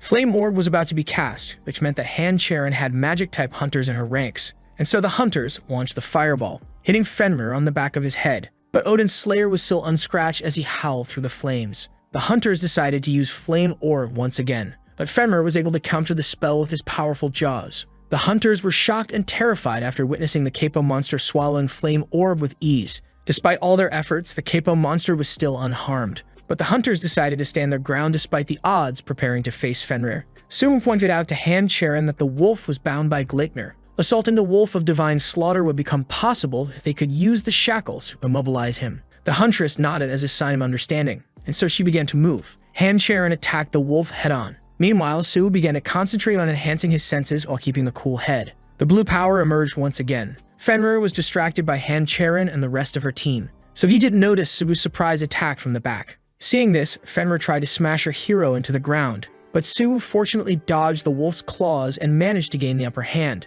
Super Strength was activated, and Sir Su punched Fenrir with the power of the mighty Hercules. Super Strength turned out to be effective. With that, Su decided to unleash a barrage of punches on the wolf, yet our hero seemed startled. It all happened so fast. Su was knocked back as he started to bleed from his chest. He almost met his end, and if it weren't for his good reflexes, Su would have been butchered. When suddenly, the hunters seemed to have realized something. It looked like Fenrir had a moment of hesitation before trying to strike the protagonist down. Han-Charon was able to wound the beast with her blade. She was determined to take the capo monster down, but Su was confused as to why the terrifying Fenrir was holding back. The wolf growled in pain. He was finally wounded. So Su decided to concentrate on the fight and seize the opportunity in front of him. With that, he charged at the beast and quickly closed the distance between him and the capo monster. Before punching the beast with all his strength, the wolf felt deep pain upon getting hit. Fenrir decided to smash the young man under his paw, giving him the perfect opportunity. Su firmly gripped the crimson chain. Fenrir realized what the hunters were trying to do.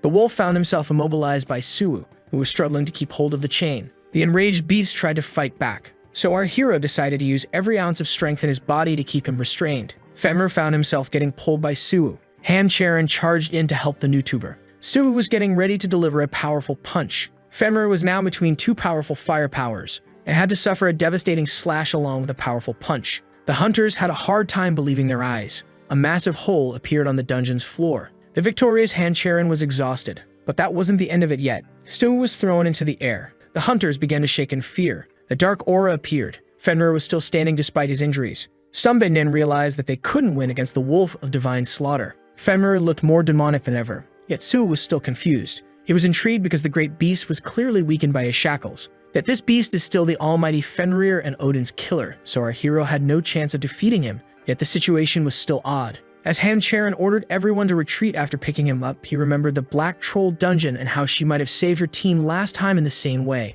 Su was intrigued by their inability to defeat the wolf no matter how much they tried, when suddenly, he realized it all. Su finally understood the situation. He felt like an idiot as it was illogical from the start. Our hero suddenly began to run. Han-Charon was trying to repel the mighty wolf. She had a hard time keeping up with the wolf, when suddenly, the influencer stood between her and the beast. Fenrir wasn't trying to harm the protagonist but only gazed at him. Han-Charon was shocked by this sudden craziness. Her voice seemed blurry and far away as he stared at Fenrir. Sumo claimed that the situation lacked sense from the start. It was meaningless for the party to engage with the wolf from the start. Su found it bizarre that he was still alive. He also wondered how all of his allies managed to keep their lives, and how they were all still breathing after fighting such a beast for so long. Han-Charon demanded an explanation, yet the protagonist claimed it to be obvious. If Fenrir sought their destruction, none of the hunters would have left the dungeon with their lives. But Sunbae-nim wanted to know why they weren't dead if that was the case.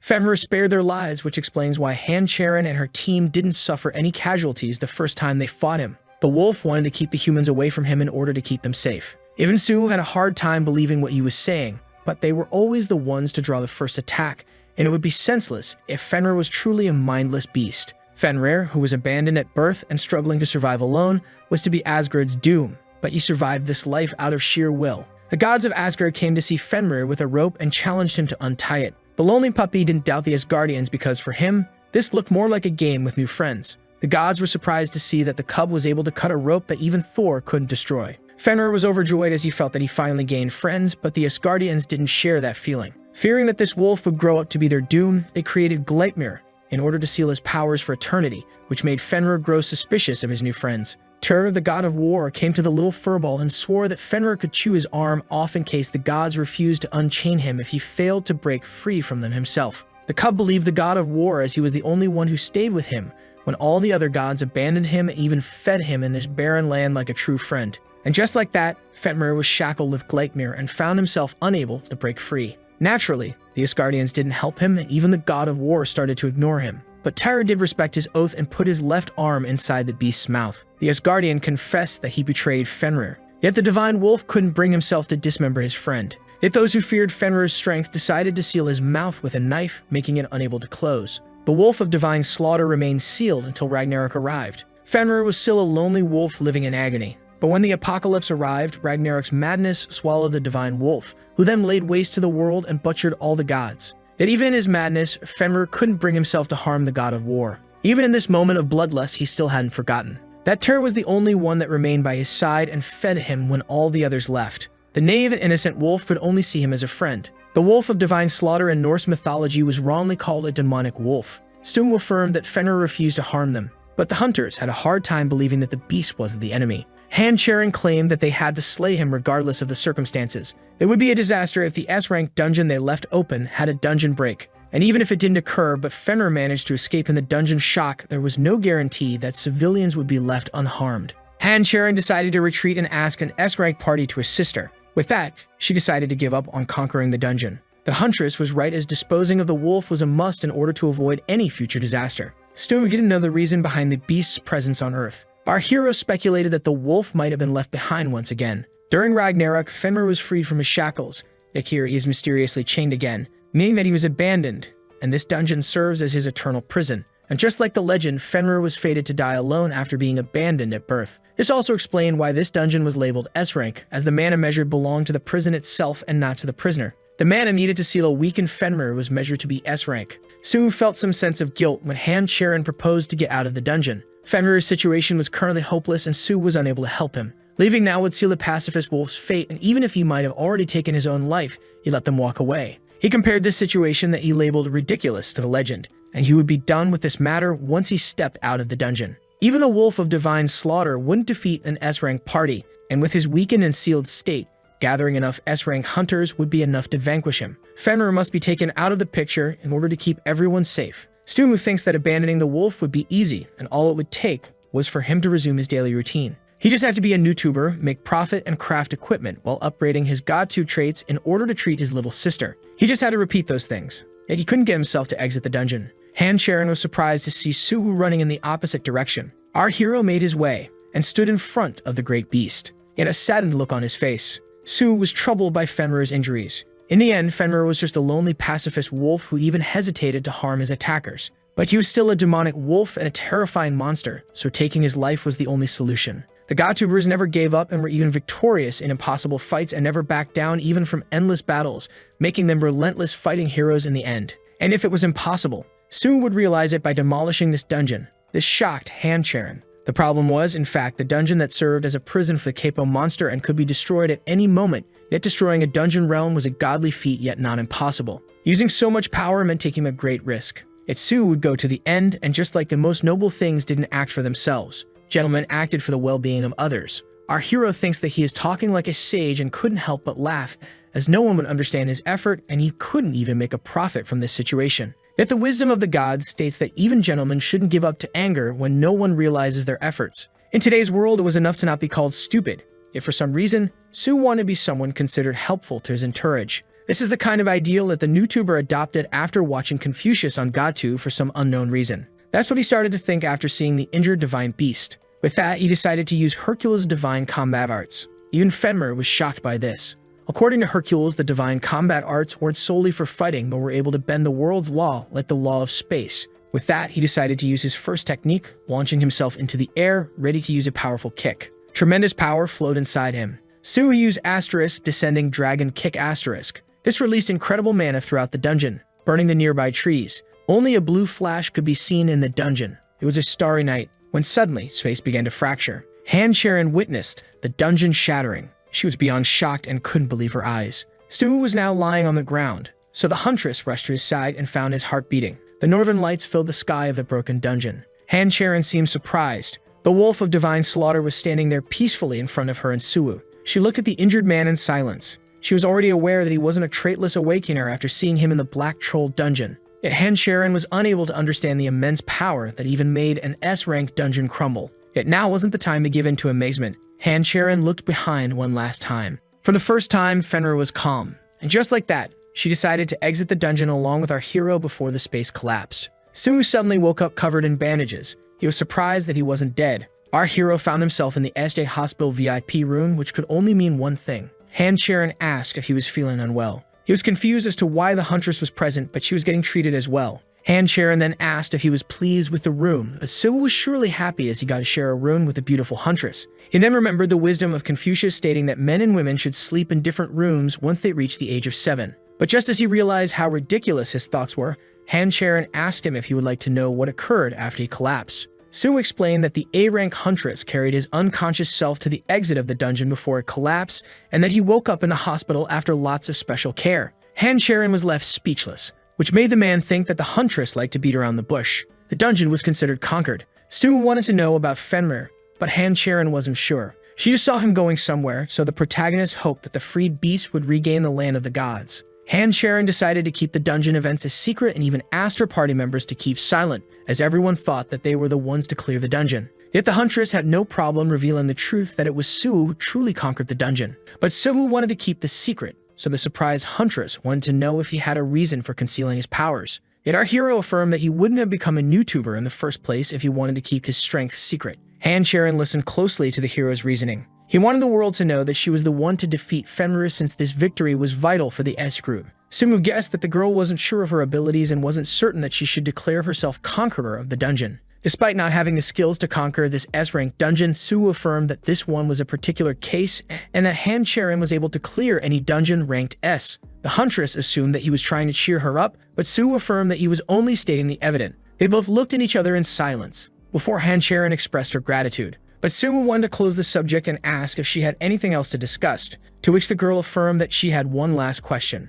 Han Charon wanted to work with the YouTuber. After that, in the afternoon, Sue was looking at his phone amazed. His eyes couldn't believe how high his stats became. Super strength only gained less than 0.5% each day, yet it was suddenly boosted by 13%. The divine combat arts, which had an extremely small weekly progress, were risen by an unexpected 9.3%. Also, insight and gentleman's mind increased a lot. Maybe the descending dragon kick caused it because the YouTuber had been conquering dungeons in his video up until now, but this time he destroyed the dungeon dimension itself. This ended him up injured in the hospital, and just like the Black Troll dungeon, Sue collapsed after using his full power. That the use of the divine combat arts was still a big step forward for our hero, which made him wonder when he would be able to fully master it. Sue only wanted to use it once, but Han Charon was unexpectedly okay with it. Han Charon asked her chauffeur to drive her to her grandfather. The man thanked the girl for beating the dungeon and stated that her grandfather was overjoyed with this feat. But her attention was caught when the driver mentioned the name of Sue. He wanted to know if the YouTuber refused to collaborate once again, which she confirmed.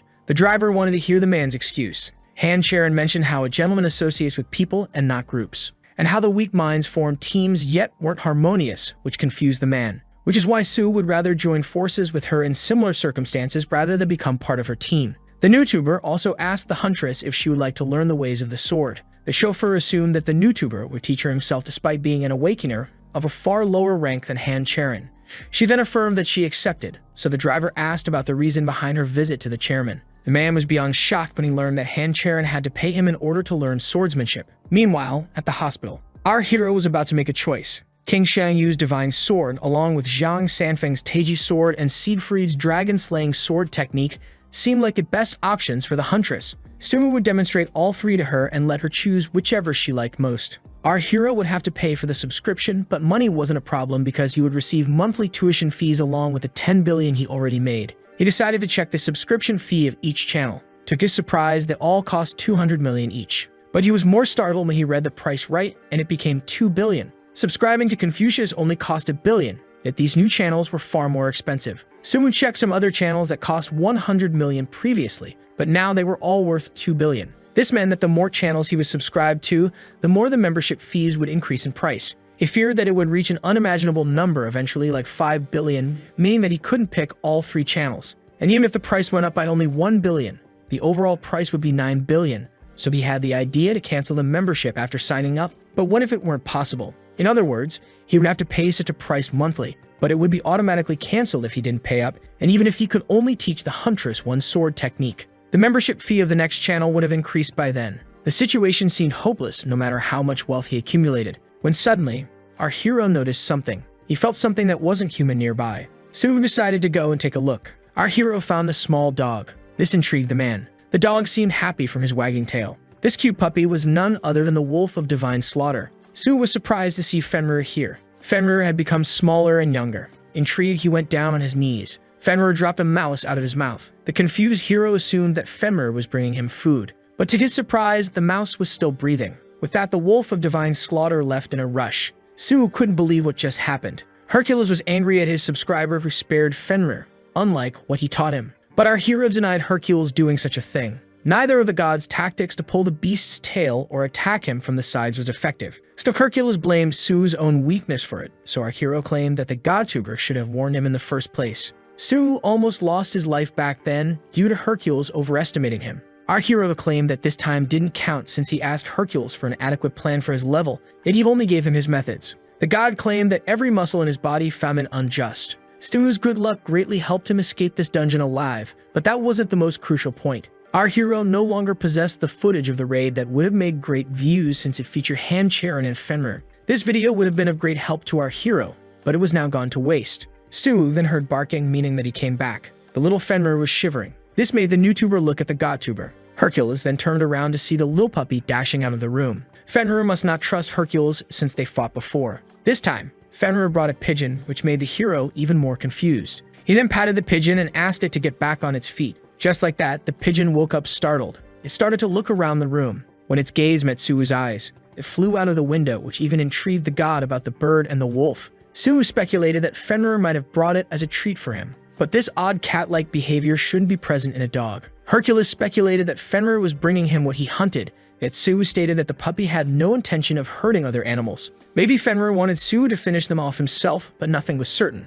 Hercules then asked the reason for Fenrir being present in Su's house and why he was hunting for him. And so our hero told Hercules about the dungeon incident that led them to this exact moment. But Hercules was more interested in knowing how Fenrir got to the human world. Su affirmed that he had been asking the same question for a while and claimed that Hercules must be the only god that didn't know how to cross to the human world. But the godtuber assured that it was impossible to get from his world to the mortal realm, yet Fenrir managed to cross. Hercules began to cry when he saw that Su was now sure that he was the only god who didn't know how to. The lionhead then claimed that even his muscles found it unjust, but Su had just ignored him. Hercules changed the topic and asked Su about his ability to use the descending dragon kick so early. Our hero thinks that it was due to his fortune. Hercules claimed that luck wasn't enough to perform such an advanced technique. The musclehead then agreed to teach the man his next technique. But first, Su had to fulfill his end of the bargain and give Hercules a good video idea. Hercules was happy with his subscriber's idea. Meanwhile, somewhere else in an unknown location, the scared man was just informed that a commission for our D-rank protagonist just came in.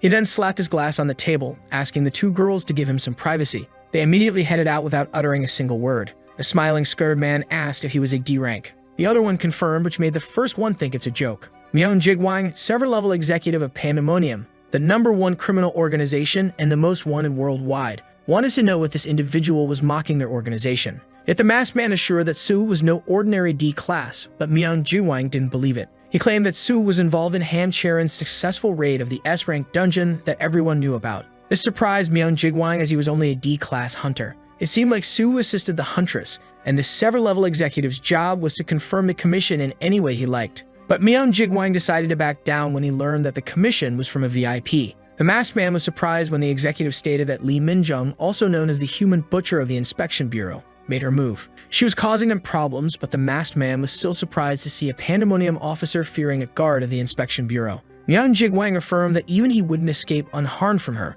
and he also wanted to avoid any unnecessary problems with a new branch manager in Korea. The masked man was shocked to hear this and immediately guessed that a SCAR-level officer was appointed. The heart of the Pandemonium, known as executives, were divided into 5 levels: Sever, Fracture, Rupture, Scar, and Bruise, and their mysterious leader, Red Shadow, murdered one of the 13 heroes. A Scar-level executive referred to someone that could work with the Red Shadow and survive, only being scarred. The masked man was terrified by this news, but MyanhwaCapped advised him not to spread the word. The Sever-level executive poured himself a glass, and the masked man watched in silence as MyanhwaCapped drank his whiskey before proposing to help with the Inspection Bureau. This caught MyanhwaCapped's attention as the man also claimed that he would assist the organization in organizing itself in Korea, helping the new branch manager with his new position and helping MyanhwaCapped to get on his good side. With that, MyanhwaCapped was sure that Su was someone very important and asked about the rules of the commission, so the masked man asked to keep him alive. The violent executive then asked if it was allowed to dismember him.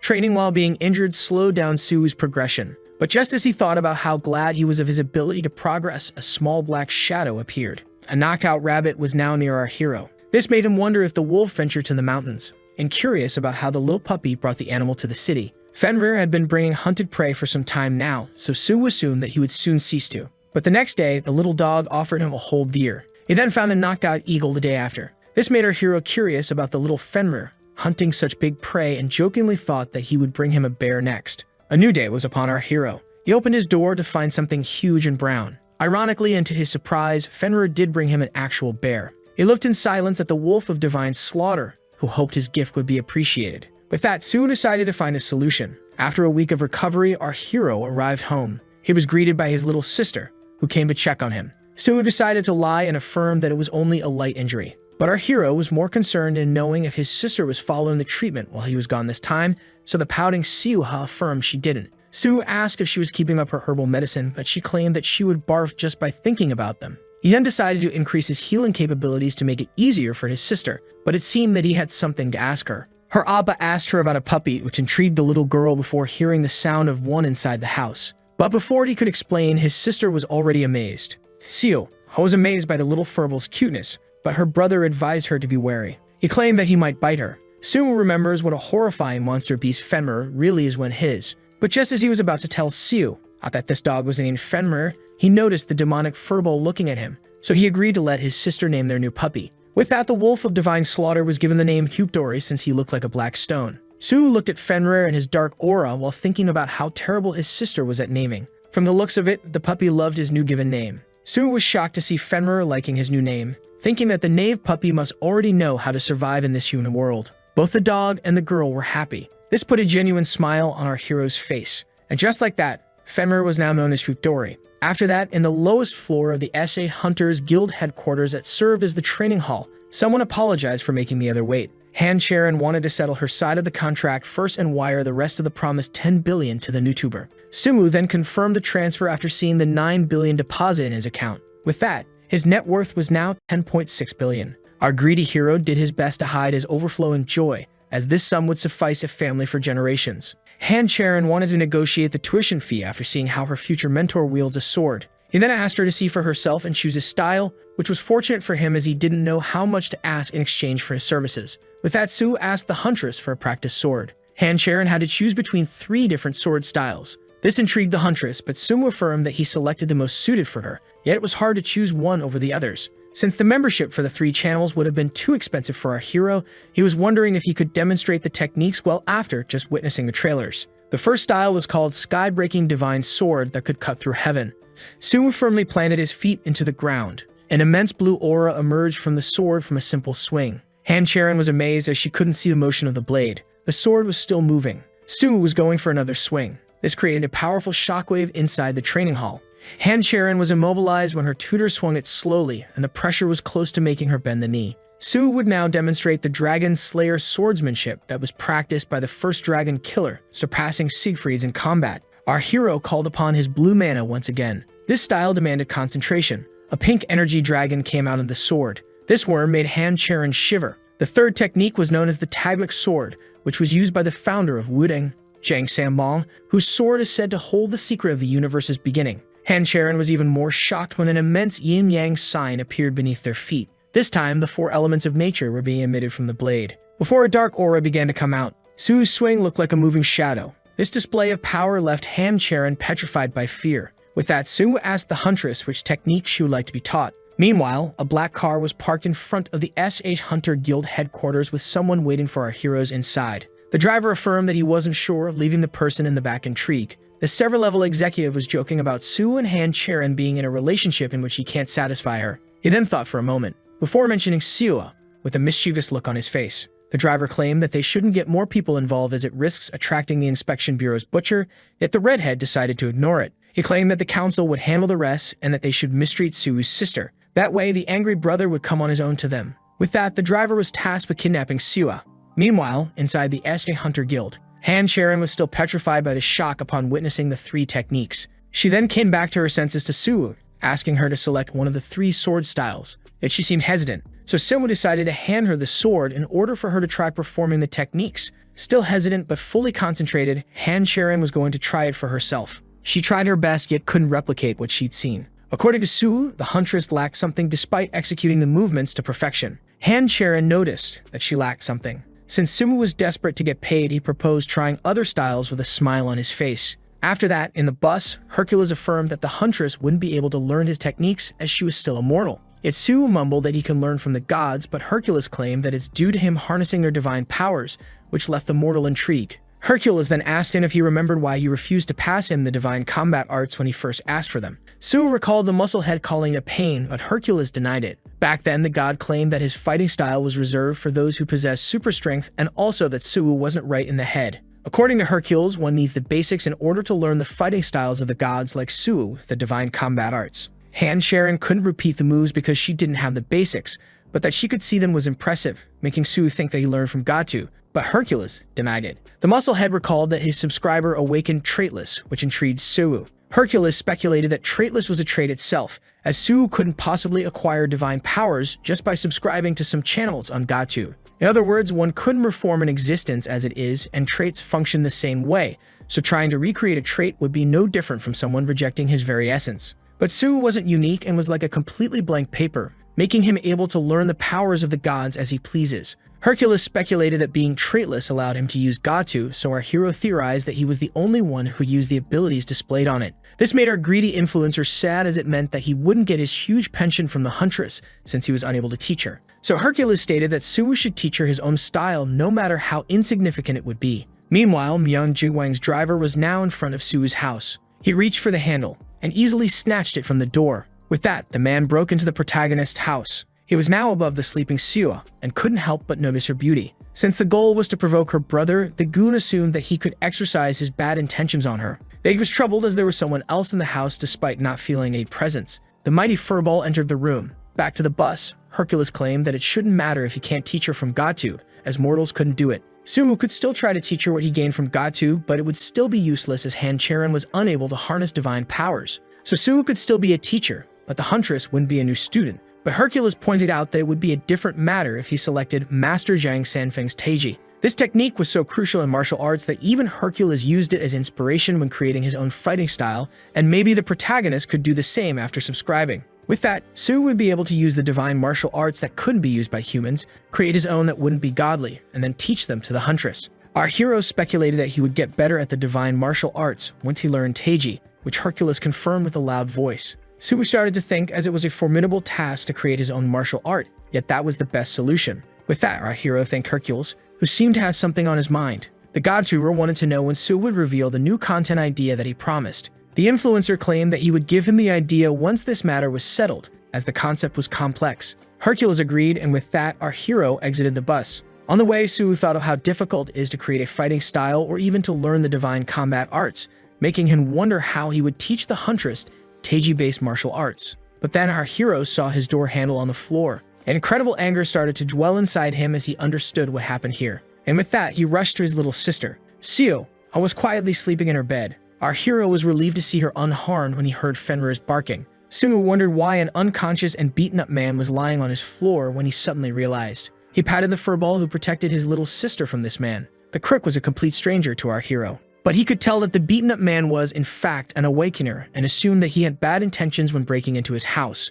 With that, Su'u thanked Fenrir before asking him to guard their home for a little longer. With a curt bark, the wolf of divine slaughter agreed. Murderous intent filled our hero's eyes. The awakener began to wake up. The tied-up man was confused about where he was when someone talked to him. He was startled to see his target's big brother above him. Su'u was surprised that the man knew him and decided to interrogate him. But as our hero was talking, the gangster decided to insult him, making him angry as he stated that this rope wasn't enough to contain him. Su'u was now sure that the man had bad intentions on his mind as he slapped his hand on his shoulder, making him scream in pain. When suddenly, Su'u interrupted his loudness by putting his hand on the goon's mouth. Su'u stated that he would turn from an interrogator to an executioner if the loud man woke his little sister. He then proceeded to get a clean punch on the man's stomach, before stating that he doesn't usually believe someone with unharmed arms and legs. It was now my time. The gangsters were shocked at what they were seeing. Su'u was now in front of them with a beaten-up man lying on the ground. The angry protagonist had business with the one called Myung Jigwan. The young man stood menacingly in front of the gangsters.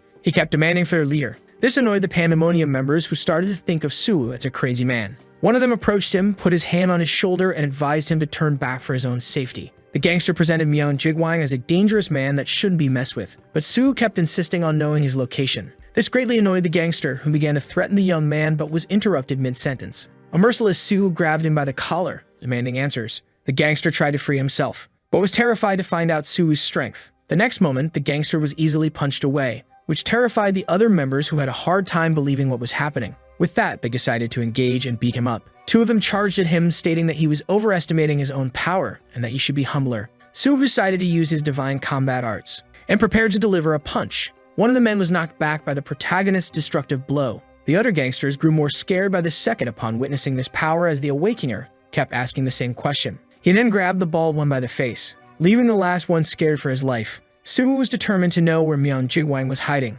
Meanwhile, in the Seoul branch of the Hunter Inspection Bureau, someone alerted the leader of Pandemonium's activity. The team leader was shocked and asked if they triangulated the location of the gang members. The woman denied but affirmed that the criminals would soon be located with the clues on their hands. With that, the woman in charge ordered to fully gather Team 4 and bring every free guard as support. She even demanded the immobilized guards from the rushing worker. But just as she thought of entering the field herself, a hand touched her shoulder from the back, interrupting her train of thought. The man claimed that there was an urgent case that required her intervention, but just as she was about to refuse, the man claimed that it was a request from the chief himself. This shocked the team leader. The man stated that she should rush to Sangdodong, where a C-rank dungeon shock was signaled. But the team leader wanted the bureau to send a team in her place, so the man brought up the support she requested. He then threatened to deny her request for backup, claiming that they would hear from the chief in case of disobedience, before claiming that he wouldn't be responsible for what happens next. The team leader was disgusted by this individual being the section chief of the Hunter Inspection Bureau, but she didn't care about keeping her job anymore. Lei Minjun claimed that the man was free to fire her as she headed out. An impressive number of Pandemonium members had gathered in order to defeat Suwu. Our hero counted 100 Awakeners that were above average, but decided to enter this difficult battle anyway, since these gang members tried to hurt his little sister. If the big brother doesn't firmly stand his ground here and now, Pandemonium could go after her once again. With that, Suwu decided to take them on and inspire fear in the cowardly hearts of those he compared to brainless animals rather than push for negotiation. Our hero decided to traumatize them to the point where they would tremble at the mere mention of his name as someone who shouldn't be messed with. With that, Suwu confronted the first attacker, and just like that, the fists of the two Awakeners clashed together. Suwu easily emerged victorious by knocking the man back. The gang members realized how strong their aggressor was and decided to attack him from all directions instead of rushing headfirst. Suwu speculated that his opponents would come at him in groups of 3 or 5, since attacking in any bigger number would turn their numerical advantage against him. Seeing how the criminals charged at him in numbers without getting in each other's way reminded him of the formation arts,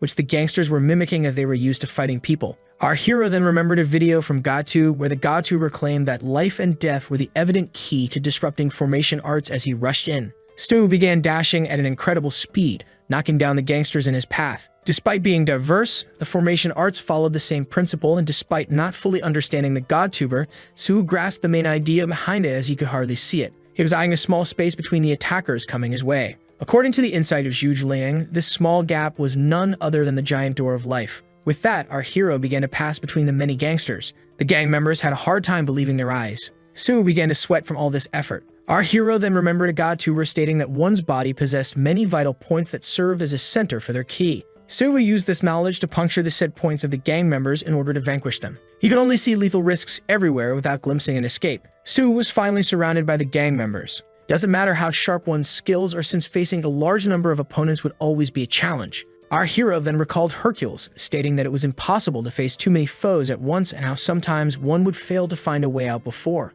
According to the god, the solution was to use brute strength to break free. The gangster was terrified by what he was seeing. Suwu was called a monster when the crook noticed the shadow of Hercules above him, and by defeating them one by one, their strongest member would show himself at the end. Jigwang demanded to know who was the one tearing through his underlings. For some reason, the leader always appeared at the end of the fight. Jigwang turned around and found an angry young man ready to punch him in the face, before striking him right in the face, and by doing this, smashing him into the wall. The angry big brother was ready to terminate the strongest gang member, just like Hercules told him. Just like that, the sever-level executive was sent flying into the wall. The other gang members were shocked to see someone as strong as Jigwang in this state. He was vanquished by one blow, but Suwu was still filled with anger. Jigwang started to cough blood. His underlings were shocked to see the sever-level executive getting back on his feet. Jigwang started to analyze Suwu. The man in front of him looked weak at first glance. Yet this surprise punch would surely have been lethal if he didn't defuse the impact, which made him wonder who the man in front of him was.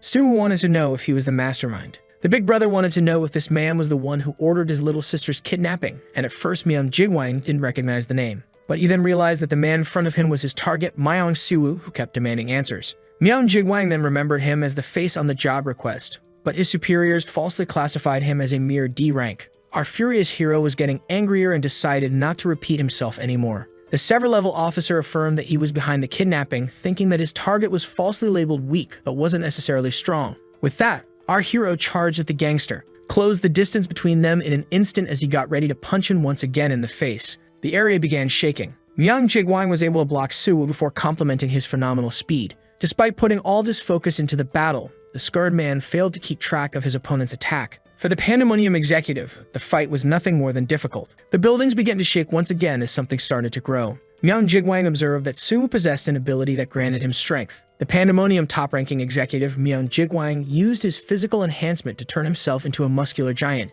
and claimed that the protagonist's power was just a weaker copy of his own ability as he punched him away. But the protagonist managed to keep himself on his feet. Rage and fury filled the big brother's eyes. Suwu managed to get a clean hit on Hyung Jigwang's stomach before getting knocked back. The sever-level executive couldn't believe that someone this strong was considered D rank when he was able to counterattack in a small instant. Hyung Jigwang was now sure that his opponent was his true target, and so the criminal decided to forgive the influencer for every wrong he did to them until now. The gang members were left confused. That's when their leader invited Suwu to be a part of Pandemonium. With a murderous look, he silenced those who objected to his invitation, leaving the gang members surprised. Hyung Jigwang claimed that someone as strong as Suwu and him was superior to the rest of humanity, meaning that he shouldn't be living like the rest of them. He considered it injustice when powerful individuals remained bound by rules made by the weak to benefit the weak. Powerful people like them shouldn't be living in the shadow of inferiority. Hyung Jigwang stated that the weaklings should be dying for them instead. Power oppresses weakness and steals everything it has. He then proceeded to compare their current situation to the law of the jungle,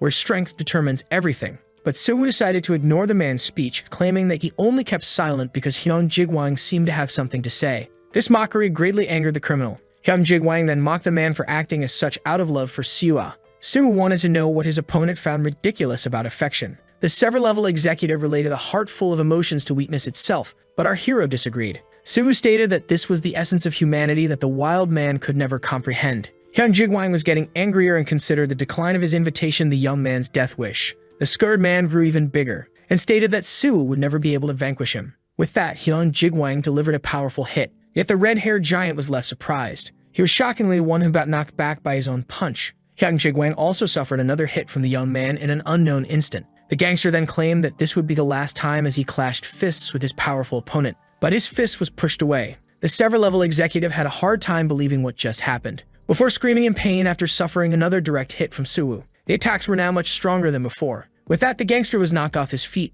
and with a trembling hand, he affirmed that Pandemonium would avenge him. But Suwu didn't care about those threats and claimed that he would burn the organization if it tried to harm him. Hyung Jigwang was shocked on our hero, who was alone made himself an enemy of Pandemonium. Suwu asked the rest of the gang members to watch closely. A terrifying amount of mana was coming out of him, leaving them petrified with fear. Suwu was getting ready to deliver a destructive attack. At that moment, Hyung Jigwang realized that his adversary was surpassing human limits. Our hero was about to use the first form of Hercules' divine art. With that, our hero launched his attack. Suwu used the falling dragon strike in order to finish off the defeated Hyung Jigwang. Lee Minjung arrived at the scene and demanded an update on the situation, but the officer claimed that it would be easier to explain by just showing her. All the Pandemonium members present had already lost consciousness when the Hunter Inspection Bureau arrived at the scene, but some of them were able to stay awake, so the team leader ordered to identify every awakened criminal on the scene. The officers should also identify the unconscious ones when they wake up and check their criminal records in order to see if they were ever charged with any grave crime.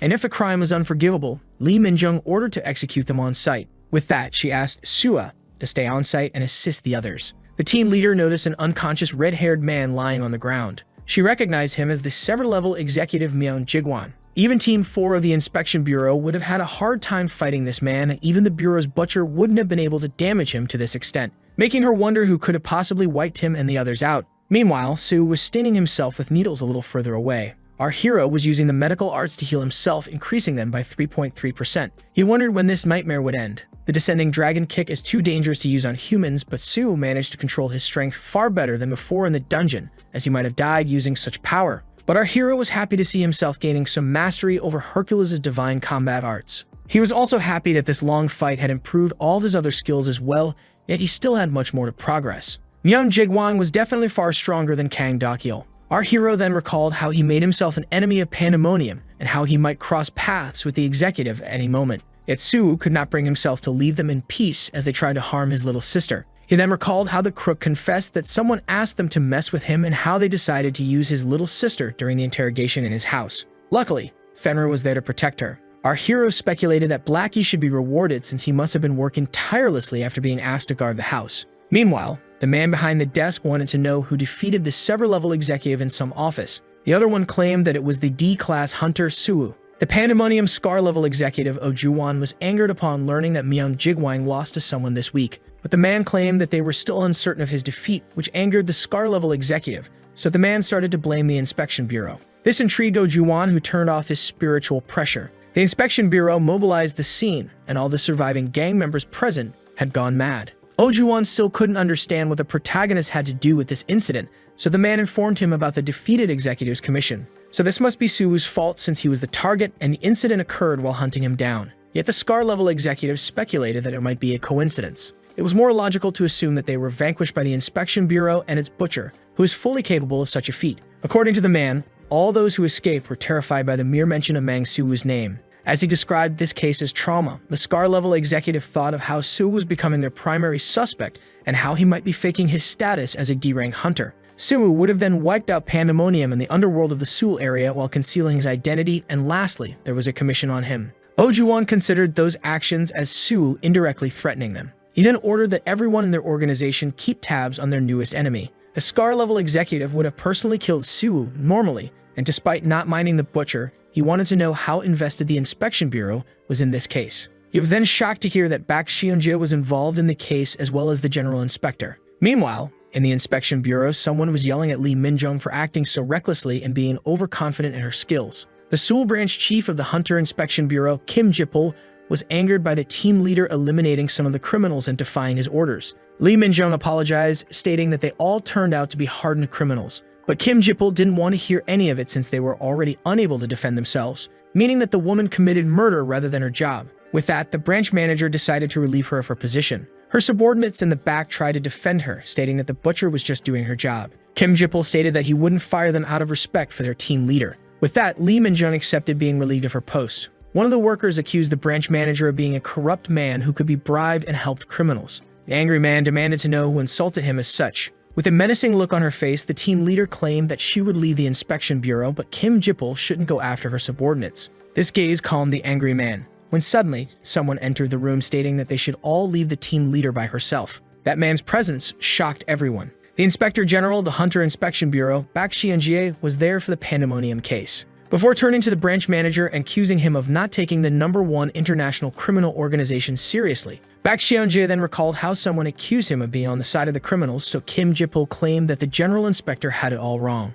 But the man in charge then stated that they would find the truth after an investigation. The Inspector General then turned to the team leader. He wanted to converse with the Inspection Bureau's butcher. After that, he directly asked her if she was behind the incident. This man was responsible for stopping multiple criminal organizations from corrupting the country and was a living obstacle in the face of injustice. But he was also the child of one of the 13 heroes, Bak Seonpyeong, and now the General Inspector wanted to know if bloodshed was necessary on this mission. Yet when she started to defend herself, he began to talk about how Awakeners were a ray of hope for the human race in the past. His power is now a way to make profit, but also a trend, according to the man's father. But unlike his father, who was quick to achieve inner peace, some, like Pandemonium, abused their power. Bak Seonpyeong complained about this injustice but insisted on letting it be, as he wouldn't be any different from the likes of Pandemonium if he tried to use power to assert dominance. The hero claimed that he couldn't become justice, but his son thinks that one doesn't need to be totally just to assert it. And even if they might need to restrain themselves, one cannot fight injustice with clean hands.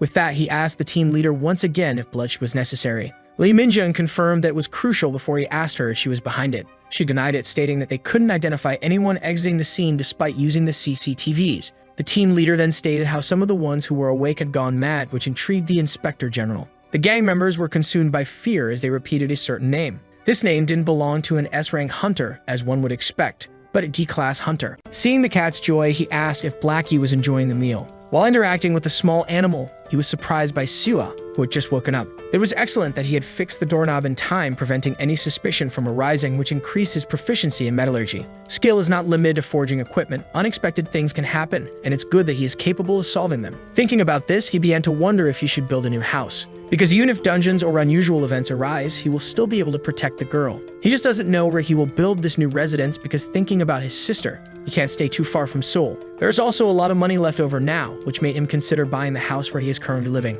Bidding farewell to the other residents, he announced that he needed to take care of some things. That intimidating man had a question to ask. He wanted to know if the young man in front of him was named Mang Soo. Curiously, the boy didn't know who he was, yet he had seen that face on the news. That's when he finally remembered that the person in front of him was none other than Barry Shenjia. It made no sense for the general inspector to be standing there before him, which made the boy start thinking about various possibilities. It was possible that he was there to find out what had happened in the underworld the previous day. He should have acted more cautiously, but had ended up getting too carried away. It was surprising that the inspector had shown up so quickly, and trying not to let his anxiety take over, he acknowledged that the man could be there for another reason. The boy confirmed his identity, and the inspector wanted to know if he was responsible for what had happened in the underworld the day before. After doing that to those people, he was still able to enjoy life quite peacefully. The girl was scared upon realizing he had been found out. His instincts told him he couldn't win in a fight, that he would certainly end up dead. His body was urging him to run, but he couldn't leave his sister alone, even if Blackie helped him. It was necessary for his courage to remain intact, and trapped in his own thoughts, he hadn't noticed that the inspector had grabbed him by the shoulder. Barely able to pay attention to what was happening due to his nervousness, he heard the inspector ask if he would like to become a guard. An unlikely outcome indeed, and returning to reality, he started wondering if the salary would be worth it since he knew they ranged from a few hundred million to billions of coins. Knowing that he didn't need much, the opportunity was good, more than enough to sustain himself. The boy just didn't understand why he had received such a proposal, and found it strange that the inspector left as soon as he rejected it. Still thinking that he might be under investigation, the situation made him a bit apprehensive, and he needed to focus on the work he was doing now. Going to another place where his landlady lived, he started talking about the house he was currently living in. Being frank with the woman, he asked if she was interested in selling the property. Without knowing the boy's purpose, she reassured him that she wouldn't sell the property while they were living there since selling prices weren't good either. The demand for rentals had grown much more, and realizing she was straying from the topic, she reaffirmed that she wouldn't sell until the boy started explaining himself better. He was direct in saying that his intention was to buy the house, and after hearing that, the woman asked if he could afford it. Since the boy was an awakened one, he had been making a lot of money, and having some savings, he considered buying the property. The woman congratulated the young man on his achievements, recommending that he buy a newer and better located house. But if his desire was to stay in the same place because he was attached to it, the woman then said she was willing to sell the house for $150 million. The young man was surprised by the price, which was very cheap, and in response, the woman said she wouldn't be able to sell it quickly and that the price was fair. The young man refused to buy the house for such a modest amount. If it weren't for the woman in front of him, he wouldn't be alive today, which was why he wanted to buy it for $1 billion. Hearing those words come out of the boy's mouth left the woman shocked. Inside the subway, the boy started realizing that building a house was even more troublesome than he had imagined. There was a lot of bureaucracy involved, and it would take months before he could obtain a permit, not to mention that he would have to handle the paperwork himself. He had been so busy in recent days that he hadn't even managed to upload a single video, and he also needed to prepare for his private fencing lesson. Knowing it was inevitable, he paid the amount of $2 billion for his subscription to gain access to the content. The boy is spending his money very quickly, which makes him a little sad. Because of the way things are going, he thought about asking her directly. The woman knows that he made her wait a little. The more time passes, the more beautiful she becomes. That's what the boy is thinking. The woman wants to know what the tuition fee will be. He is about to announce the price for 2 lessons per week, which would be exactly $10 billion. He is very anxious to know what she thinks about it, but the woman responded too quickly, saying she understood. Immediately, he started thinking that her reaction was very natural. Perhaps for this group, that amount is insignificant. If he had known it would be like this, he would have asked for more, but the woman said that was the exact amount she had planned to propose. Her grandfather would never allow a higher expense than that, especially since it will have to be paid monthly. He is very happy that the deal worked out, as it will guarantee him $120 billion per year. With the negotiation concluded, he said he had a favor to ask. The boy wants to build a house, but bureaucracy is delaying his projects too much. She was impressed that he wanted to do that. She briefly reflected on the boy's request. She said she would help him with this task, and he immediately thanked her. He forged another piece of equipment, but it could only be used once, even though he had used better ingredients. His friend was impressed with the object that had been made. He had never seen anything like it. Since Charon was in charge of handling house matters, there was only one thing left for him to do. A red-haired girl announced her arrival. The man hadn't heard from her for some time and asked what she had been up to. She also greeted Sue, asking what he had been doing. Sue couldn't get straight to the point, saying that he had been doing various things. This made him remember everything he had gone through up until now. Knowing that explaining everything would be even more troublesome, he simply told the girl not to worry. She stated that if he needed help, he could count on her immediately. Seeing a golden opportunity, he said he had a favor to ask of her.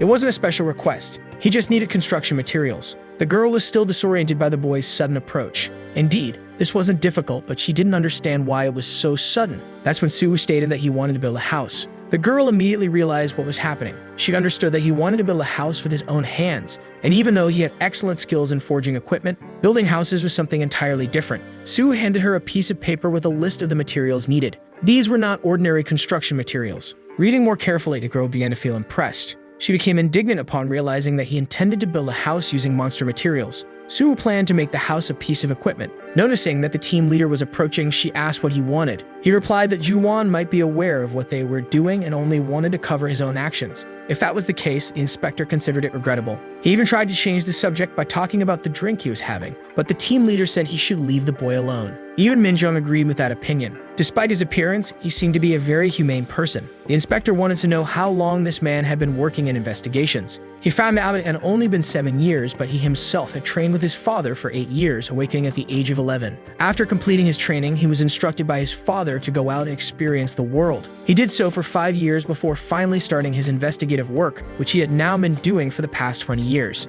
He had fought many people and taken down numerous criminals, probably more people than monsters. People could be worse than those creatures, as there were many treacherous individuals. This made him distrust people, and he always acted cautiously with newcomers. Anyone could be a potential criminal, yet he still trusted a few people. He asked the team leader if he could guess what kind of people he trusted, but the leader couldn't even make a guess. The inspector trusted those who had to support their families. That was not an easy task and required great sacrifice. That made all parents in the world incredible, and Sue had an additional challenge. He needed to save his sick sister. Even so, he still has a very suspicious nature. However, the inspector doesn't care if he is hiding his classification. Guards are known as butchers of people, and that assumption is not wrong. They have to keep hunting criminals so that they can build a world where everyone lives in peace. Because that is the world his father also protected, and now the inspector is heading to the S group. Knowing this made the team leader very apprehensive. Once again, the inspector reinforced that their blades must be pointed at criminals. Sue plans to turn the house into a piece of equipment. The man wants to know if he understands anything about civil engineering. The young man knows nothing, but wants to try. The girl realized that this would be difficult.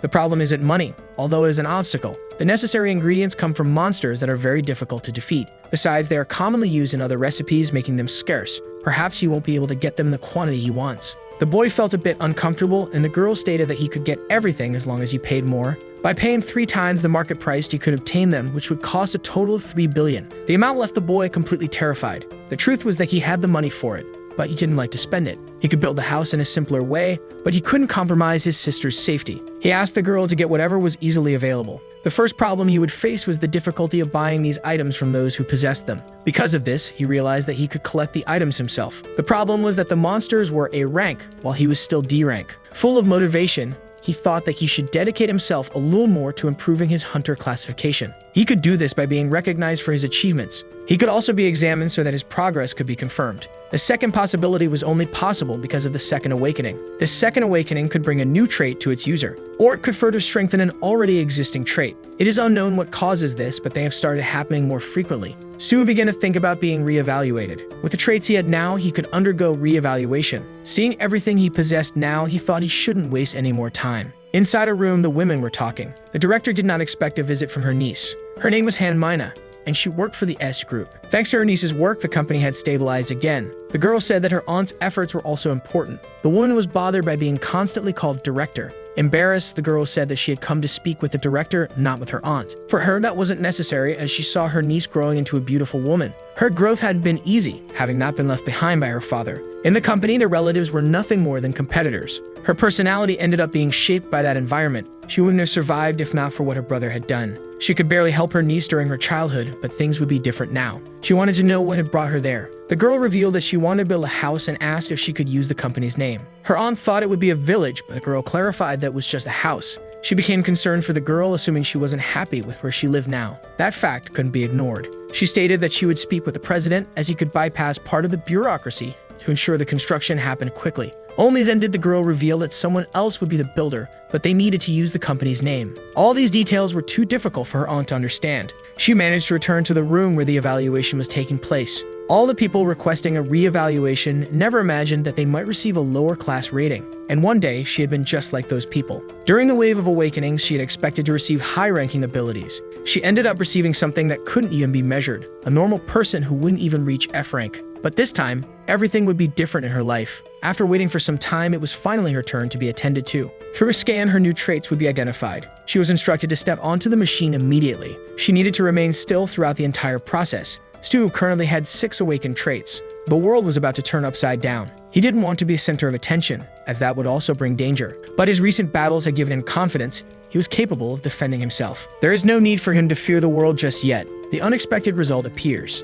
He's imagining that this might be the birth of the first SS-class hero, or even the first SS-class hero. Unfortunately, nothing changed. Even after being evaluated again, he remains below F-class. He has no idea how this could be possible. Frustrated, he imagined that the result must have been a mistake. People can only be examined again once. It didn't take long for him to become completely dejected, wishing to retake the test. Outside, he started thinking about why nothing had changed. It's impossible that this is happening again. Perhaps divine traits are not being detected. The more he thinks about it, the less sense it makes. Maybe it's like Hercules said, his trait is having no trait at all, which is why his test results remain the same. Even though that makes a lot of sense, he can't be sure about it. Examining the abilities he has improved, he still hasn't reached 100% in any of them. Without an explanation for anything at all, he doesn't know what to do now. Since he has no trait, he is the only one capable of learning the trait of the gods. That's what he learned from Hercules. And he still doesn't know who that blonde-haired man is. It almost seems like he already knew who the young man really was. He is grateful for having been given a chance and deeply regrets the situation. Thinking about this event maybe isn't the reason either. Since his evaluation failed again, he needs to keep diving into dungeons.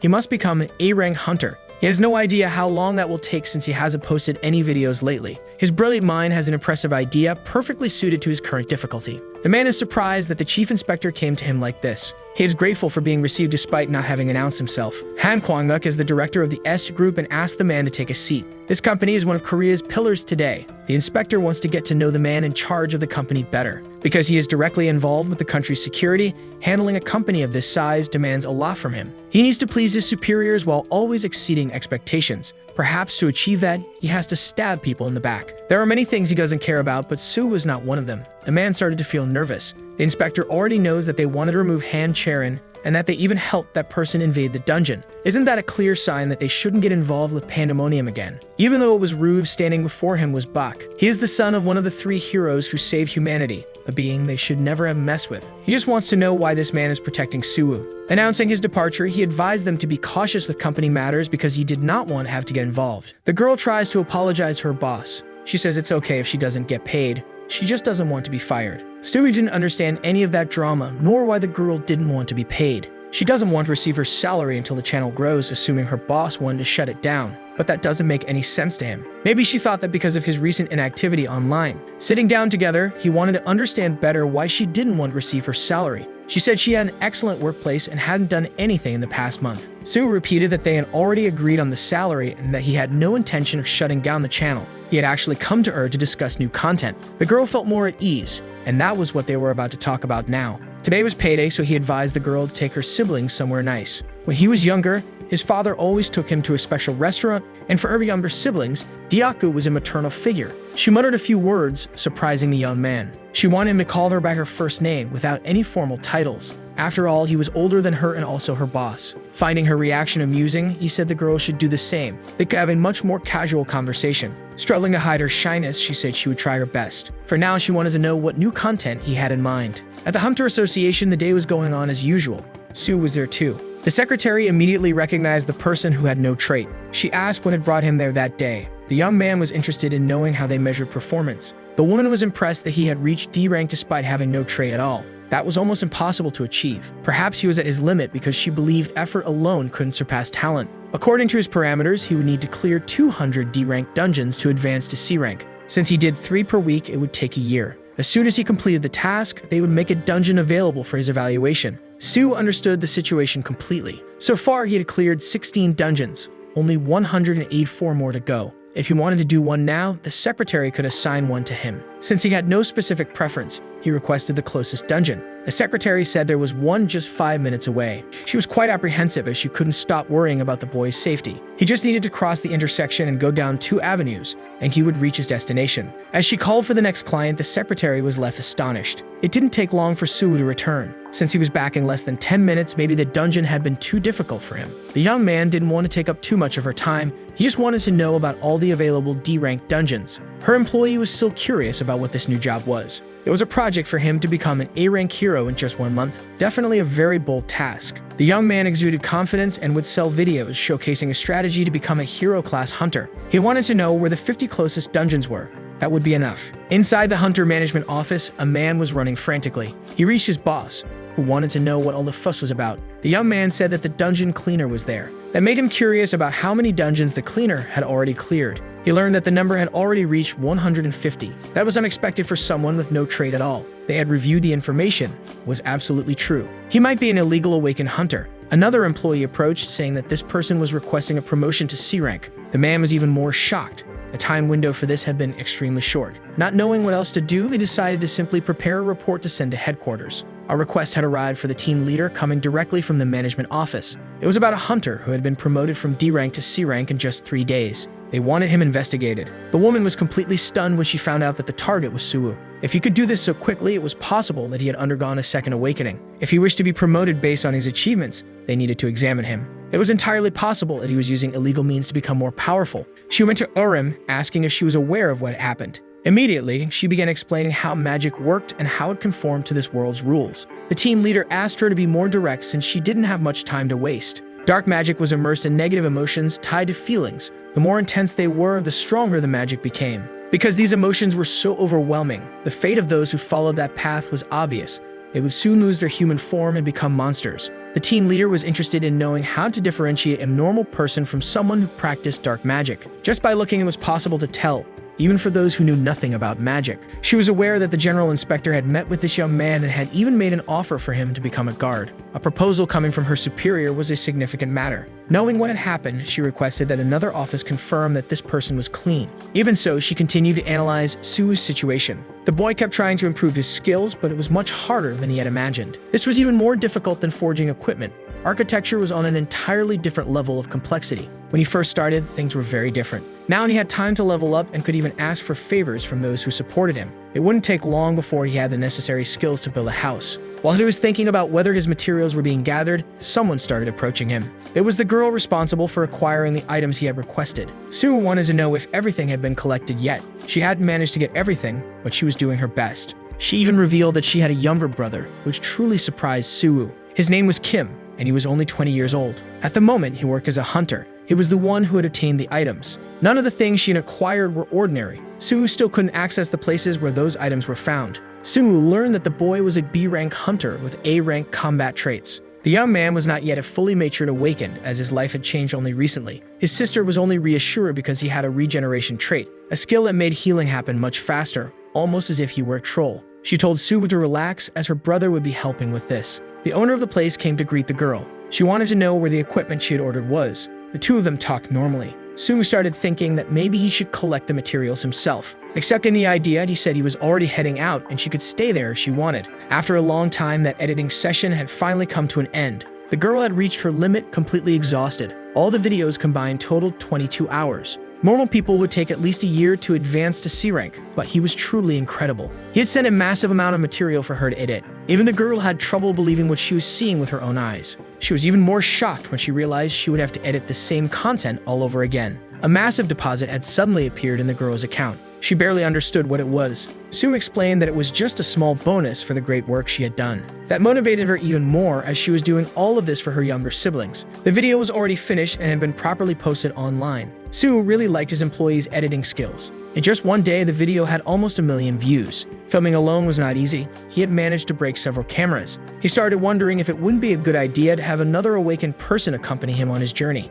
On her phone, the girl received a call that made her extremely worried. Noticing that Suwoo had just arrived, she revealed that she hadn't seen her brother in a long time. The boy had gone to the Dragon Turtle dungeon, and since then, they had lost contact. Suwoo asked if she had already gone to the main office. They said that the young man had cleared the dungeon on the same day he entered. Liking other people was quite problematic. Suwoo hoped everything would turn out fine and safe. He said that his friend was probably having trouble waking up after drinking so much since they weren't that young anymore. The girl knew her brother wasn't that kind of person. Stu remarked that super regeneration was a very useful skill. Even so, she should leave a message with the main office so they could prepare for any situation. She said goodbye to him while holding her phone to her ear. For some reason, that didn't seem logical in any way. He was extremely frightened. In a dark and seemingly abandoned place, the young man had been imprisoned and locked inside a room. Not knowing how it all happened, he realized that his hands were restrained. Reevaluating some things, he remembered that he had recruited a team to help his sister. After completing their task, the team members suggested they go for a drink. So they all went out to have fun. The problem was that after that, he didn't remember anything else. He started thinking that he might have been kidnapped. A man said that he wouldn't be able to escape from those restraints because they were special. The boy began to feel afraid, wanting to know who this person standing before him was. That man was clearly a lunatic who introduced himself as an illegal awakened. At the very least, it could be said that they were his objects of experimentation. The problem was that they ignored his efforts and ended up dying even though he had promised to make them stronger. His past failures were erased by the presence of this perfect victim. He couldn't wait to perform all his experiments on the young man. Stu and the girl began a training session. Taiji was based on the principles of yin and yang, which had opposing characteristics. Even so, they were interdependent and necessary to create and establish other things. At first, he planned to create a technique and teach it to her, but that would only make him more confused, so he decided to change his approach. By using Taiji, he would be able to create a foundation for himself, using the girl as his training partner. The goal now was to help her develop her own swordsmanship technique, different from Taiji. A technique that no one else will have, which will be at least S rank. If the girl masters the principles, she will be able to disarm opponents easily, just as Suwu did with her now. Understanding her own progress, she found it too complicated. Suwu could only grasp things because of his perception. While the girl understood his explanation, she was truly brilliant. He assured her that he would constantly remind her of the teachings so she could get used to them. Finally, the lesson came to an end. The girl mentioned that it would take her an entire month. Stu didn't understand what she was talking about, but it was about the favor he had asked of her. Finally realizing what she meant, he thanked the girl. She said it was nothing. Her family's company was likely far above Korean law. In a month, he would also have all the materials needed to start the work. At the team leader's office, they were discussing Yijun's disappearance. This document contained the names of the team members who had also entered the dungeon. Among them were illegal awakeners. In fact, except for Yijun himself, the rest of the group consisted entirely of illegal awakeners. It was as if he had been targeted by these people, especially since it was known that his trait was super regeneration. That meant he could even regenerate entire limbs. It was likely that he had been kidnapped to be used as a subject for illegal experiments. Stu wanted to tell his friend what had been happening. He had been so busy lately that he hadn't managed to talk to him. He had ignored his calls. He hoped his friend wasn't upset about it. Now he would have to wait for him to call again so they could discuss the videos. At the moment, he was busy fighting some creatures. These were B-rank golems. Taiji had a very different principle compared to Hercules' superhuman strength. In martial arts, there were three fundamental elements: mind, mana, and the body itself. He had the calm mind of Confucius, the strength of Hercules that represented the body, and now he also had Taiji, which represented his mana. Focusing more and more, he pointed his hand toward the creatures. Still standing still, they began to advance to launch their attack. Mana was something that existed within nature itself, present in all things in the universe. Accepting the existence of this power was what was called purification. Its efficiency also varied greatly depending on how the process was conducted. Allowing mana to flow completely through the body without purification was called Taiji. After gathering the mana, a great bluish flash appeared. Su had to cover his eyes. When he opened them, he found only the cores of the creatures left. That was truly insane, and he had made progress in all of his traits. He had heard from Hercules that the skill would be useful, but the way he was now perceiving it, it was going to be insane. The recoil was indeed very strong, but he could combine it with other things as well.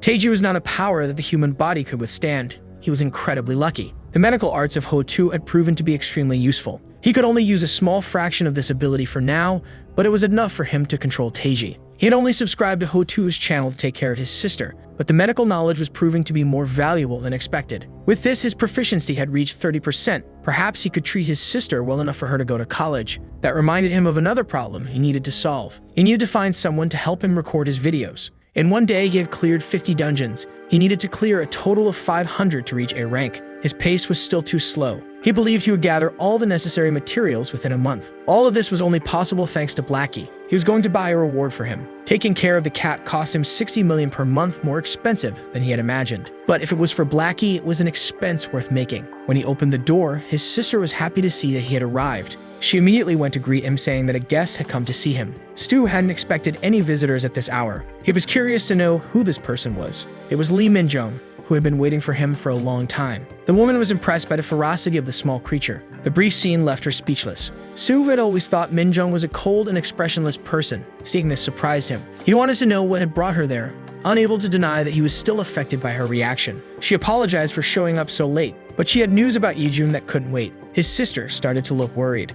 He quickly realized that the news would not be good. He asked her to accompany him outside so they could talk more freely. Sue couldn't hide his surprise upon learning that Yijun had been kidnapped and was likely being subjected to experiments. And from the looks of it, that was probably exactly what happened. In the past, he had also suffered because he had no trait. Even though it was done legally, his body endured a lot. So illegal experiments must be incredibly painful. He needed to find his friend immediately. First, he wanted to know why Minjung had come to him. The woman didn't have to say much. She only mentioned pandemonium. They used a device capable of erasing footage from recordings, a device that even deceived S-rank hunters. However, there had been a certain incident that completely destroyed the underworld, and this feat had been accomplished by an unknown individual. In cases of kidnapping, there was something called the golden time. If that time expired, the chances of finding the victim alive dropped significantly. But that wasn't how the victim's family would see it. His sister believed she would find him alive. That wounded her pride as an inspector. But she had something to ask. She wasn't obligated to do this, and because of her sharp perception, she started to empathize with the woman's emotions. He could feel her shame, pride, and grief as a guardian, along with her extremely sincere request. He said that his sister was home now and asked Minjung to keep her company until he returned. He also ordered Blackie to stay on guard. They went to the place where his friend had last been seen. That was 3 days ago. After the dungeon, he had gone to a bar, the last place he had been spotted. Even if this scent remained in these places, it would be too faint by now. That's why Blackie was with him. He assumed the creature could sense magical power as well. Any residual magic should be much stronger inside the dungeon. The creature seemed to have sensed something. It tried to signal and it had identified the trail. Suwu and the little creature started following the path. Inside a hidden place, the young man was suffering terribly. He barely had the strength to say anything. Meanwhile, his kidnapper was enjoying the whole situation. His mind was on the verge of collapse. He didn't know how much longer he could endure this agony. He wished his life would just end, but his kidnapper wouldn't allow that to happen. The man stated that if he lost his test subject, he would have to kidnap his sister instead. Remembering the only family he had left sent the boy into despair. The kidnapper claimed that since they were blood relatives, she must have a similar ability as well. He said his sister had no ability that could be exploited. The kidnapper didn't believe those words. He would only know for sure after trying. The boy tried to gather the last of his strength to prevent his sister from being harmed. The horrifying session continued, seeming to have no end. The pain was so intense that he had no idea how much time had passed. He could only think of his sister. He couldn't die. He had to protect his sister at all costs, believing he could endure it. Unexpectedly, the wall behind him was destroyed. A person began approaching him. It was Sue who had arrived, telling him that Yijun's sister was very worried. Immediately, Sue became concerned by what he saw. His friend's body was covered in extensive wounds. It was certain that they had already gone beyond the limits of his regeneration. His biggest fear was that his friend's mind had also reached its breaking point. The boy mumbled a few words, thinking about his sister. Sue quickly pulled out his needles. There was still a chance. He needed to treat his friend immediately, hoping he could hold on just a little longer. His eyes slowly began to open. He wanted to know if his sister was safe, and Sue was relieved to see signs of recovery. Finally, he turned his attention to the weirdo in the room, who looked absolutely terrified. He wasn't supposed to have discovered this place, because it was supposed to be a completely hidden space. The weirdo started having a breakdown. Sue was already feeling embarrassed by the tantrum of that disgusting person. He noticed that the place was filled with body parts.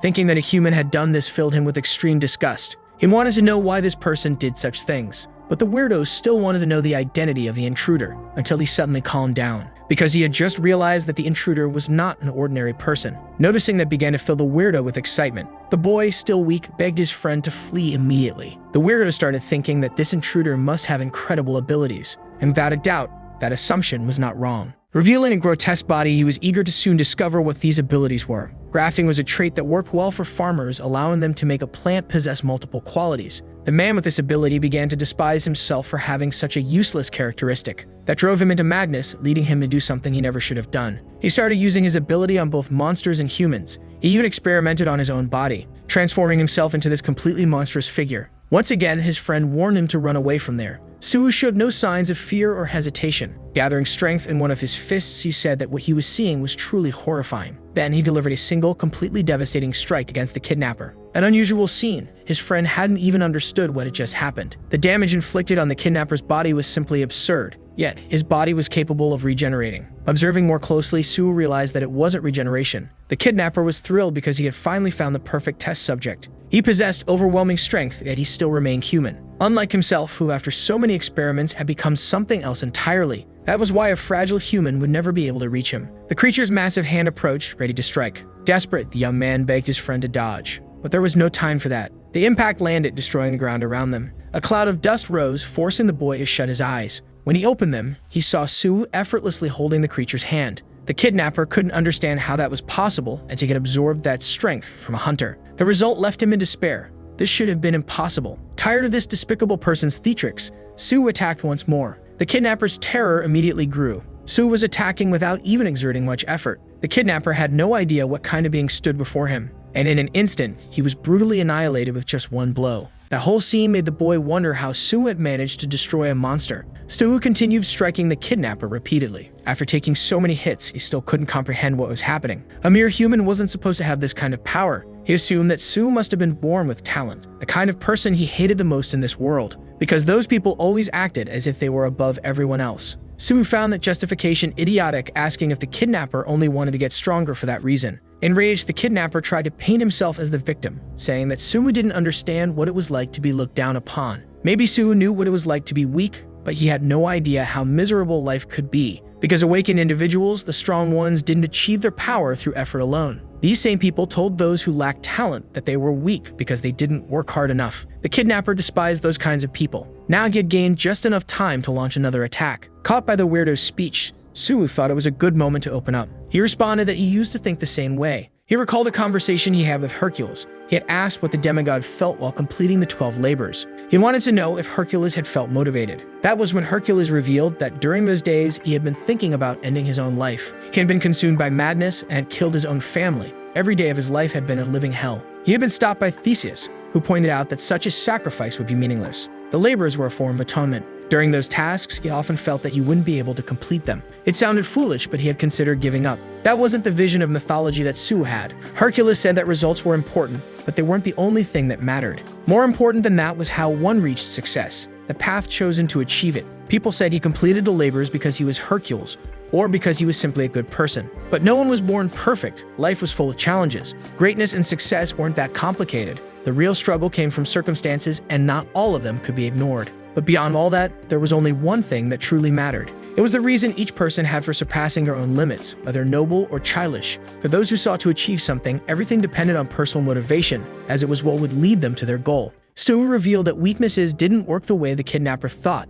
That degenerate was just making excuses for himself. The kidnapper began screaming in fury. Sue was aligning his mind, body, and shy in perfect harmony, allowing him to raise a barrier to shield them from the attack. He would now use the second movement of Hercules' combat techniques, unleashing the divine annihilation against the weirdo, which destroyed nearly everything around him. After executing the attack, the scene before him was completely cleared. A strong glow filled the entire area. The boy noticed that everything was turning white. Sue was suffering a bit. The pain from using this technique was no joke. He hadn't wanted to use such a powerful technique, but he was tired of listening to that nonsense. The good thing was that it had worked. Under different circumstances, he might have lost consciousness. Turning his attention to the victim, he asked if he was able to move. He said yes, as his body had somehow recovered. However, he couldn't leave because he was still completely chained. The weirdo mentioned that not even S-rank hunters were capable of breaking those chains. Seeing Sue grab them, he repeated that they couldn't be broken. It took him a moment to realize that he had finally been freed. After everything that had happened, he wanted to know who had saved him. Sue said that he was a friend of his sister,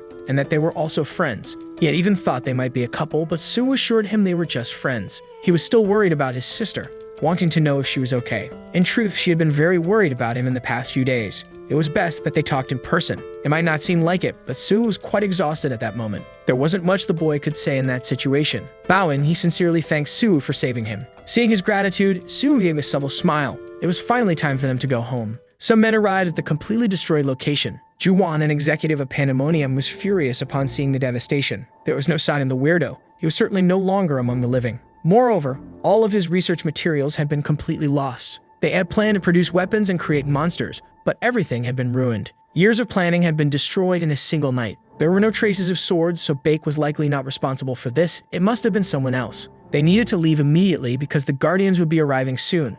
Full of rage, he wanted to know who was responsible for all of this. Upon arriving home, Sue discovered that his sister already knew everything. She had already suspected that her brother was a hunter, and that he ran a channel with his videos. Minjung hadn't given many details. but she confirmed that he had been indirectly involved in the incident and had done her best to keep things discreet. Because she assumed that he must have had his reasons for not telling the truth, Soo just didn't want to worry his sister even more. He realized that she had always supported him. Minjung wouldn't stop praising his sister, saying they were a strong family. Very different from her own, she had a younger brother who was only 14 years old. In her memories, he had never aged. Stu immediately understood what those words meant. That weirdo was capable of graphing, able to absorb traits from other awakened individuals and even monsters. Stu had heard from Hercules that traits were far too unique and could not be suppressed by something equivalent. Even so, it was hard to say what was truly impossible. Pandemonium had wanted to create illegal awakeners with this ability. If they hadn't been stopped, the results would have been catastrophic. Minjung couldn't speak for everyone who worked with her, but from the bottom of her heart, she was grateful.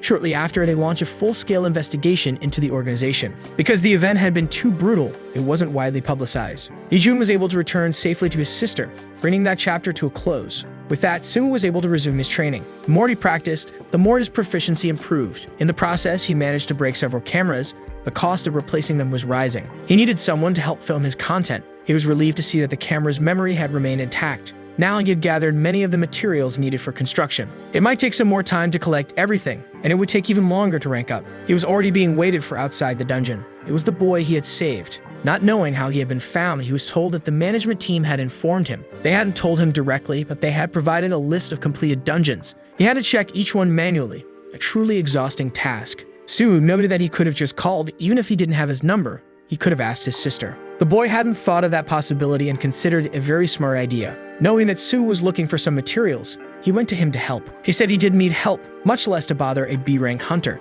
He stated that he would help for free, which made Soo very interested. But he ended up refusing the help since Yejun's sister also helps a lot. He revealed that he had already reserved the Dragon Turtle Dungeon. He wishes that they can go there together, so he can prove his worth. Stu realized that he is very persistent, and not having to share the profits is a tempting proposal. Soon, he reached a very interesting conclusion. That person has phenomenal regeneration, and in the worst-case scenario, Soo can use his medical skills. He approached the young man with great interest, asking if he knew how to use a recording camera. An intense explosion happened inside the forest. Stu was using his abilities. There was nothing that could withstand that power. Evaluating the effort he had put in, he realized that these turtles do not seem to have the resilience their appearance suggests. And using this technique, it seems that he attacks the hardness of the material itself without even feeling the impact. He didn't notice it the first time he used it, but now he is sure how it works. The true strength of Teiji lies in returning to nothingness. The technique nullifies the turtle's hardness, and this ability goes very well with Hercules' strength. When trying to pick up one of the scales, it crumbled in his hand. He needs to use less force. He asked the boy if the filming was going well, and he said yes. However, he couldn't hide his surprise as he had defeated 20 turtles in just 1 minute. Soo stated that the base salary would be 10 million, with some incentives based on the number of video views along with an additional hazard pay. Despite the circumstances, that was a good proposal. Full of motivation, he said he would do his best. At night, his Ultra employee kept working. She noticed that someone must be responsible for the filming now. With the camera in hand, the boy was already surrounded by powerful creatures. He was quickly attacked by one of them. That was not enough to defeat him, and the boy took his responsibility to protect the equipment seriously. The creatures struggled to understand why he was protecting that small object. Even the girl was shocked by what she saw in the footage. Stu made some recordings using his own phone. The girl was very happy and honored to be responsible for the recordings. The next day, he went to meet Soen. She had heard that her brother had been learning many things from him lately. Soo replied that it wasn't quite like that and that he was the one receiving help. Besides not breaking cameras anymore, the boy was taking care of other tasks without being asked. Due to the way things happened, she still hadn't been able to thank Soo for saving her brother. He said that the young man was a member of her family. That made her a little embarrassed. She didn't understand what he meant by family. Soo had to be clear, saying that the young man was her brother. But it was clearly perceptible that in some way in her peculiar mind she thought Soo meant that they were family. Perhaps this was due to the fact that her brother constantly referred to Soo as if he were his brother-in-law. No longer able to bear her own embarrassment, the girl left the place. He will soon become an A-rank hunter, and his channel continues to grow, already having almost all the necessary materials organized. It won't be long before he can build his own house. While trying to rest, he received a call. Hercules wanted to talk to him, a call he had been expecting. He had been so busy lately that he ignored his calls, forgetting to return them. It is possible that Hercules is a little upset. The boy didn't know how he should answer the call. He held the phone in his hand, still very apprehensive. But whatever happens, he will answer anyway. Hercules said that it had been a while since they last spoke. The boy noticed that his voice sounded calmer than expected, and Hercules said he was worried about him. He wasn't supposed to have ignored his calls, and it was clear that he was irritated. Stu said he had been very busy lately, a flimsy excuse. He started to explain everything that had happened, and Hercules said that apparently he had more important things in his life than him. He hadn't noticed that Hercules' channel had shrunk because he had lost some subscribers. What's done is done. Now they need to move forward. Summarizing that the boy was well rested, they focused on physical strengthening. It was time to start training immediately. Stu was already completely exhausted. Hercules was a very strict trainer. He is invalidating the repetitions that are not performed perfectly. Since the boy doesn't seem focused, he should do 10 more. They kept training until the moon appeared in the sky. Despite all the suffering, his proficiency had increased. With that intense training, it went up by 3%. But since his exhaustion was also extreme, the girl ended up vomiting. His body is already at its limit. If things continue this way, he will truly perish. Hercules said they were not done yet. It was not time to rest. Stu began to wonder if Hercules really intended to make him die from training. The next exercise would be simple. He had to do 3,000 burpees. But the boy could barely stand on his own feet. Huge pyramids were illuminated by the sun. At the top of them, a creature similar to a sphinx was flying. It landed at the top of the pyramid while being washed by Hercules. The creature wanted to know what he was doing there. It was nothing major. Hercules had just come to challenge it to a riddle. A peculiar proposal, as it was usually the one issuing the challenges. But doing things the traditional way wasn't very fun. So he suggested adding a new rule. Suvu was intrigued to realize that Hercules wanted to challenge the Sphinx to a riddle. There was a video about this. No one had ever answered correctly. Stu thought it was just a regular riddle, but Hercules warned him not to think that way. Even the god of wisdom had failed to answer correctly. Those who became obsessed after losing were just like the Sphinx itself. The boy quickly realized that if they won the challenge, they would be in a position of advantage. Hercules thought he could win, but that wasn't what the boy claimed. If the god of wisdom couldn't do it, they wouldn't be able to either. Hercules was irritated, but there was a way. Their goal was not to win. Hercules didn't understand what that meant. They didn't need to focus on victory. They should concentrate their energy on something else, which was attracting more people to their channel. That's why Hercules wanted to add a new rule. The proposal intrigued the Sphinx. Every time it answered incorrectly, it would take a hit. The Sphinx was very scared because it knew what one of his punches meant. It proposed that it would ask 2 questions while he would ask only one, allowing it to hit him if it got the answer right. Feeling challenged, it agreed to these terms.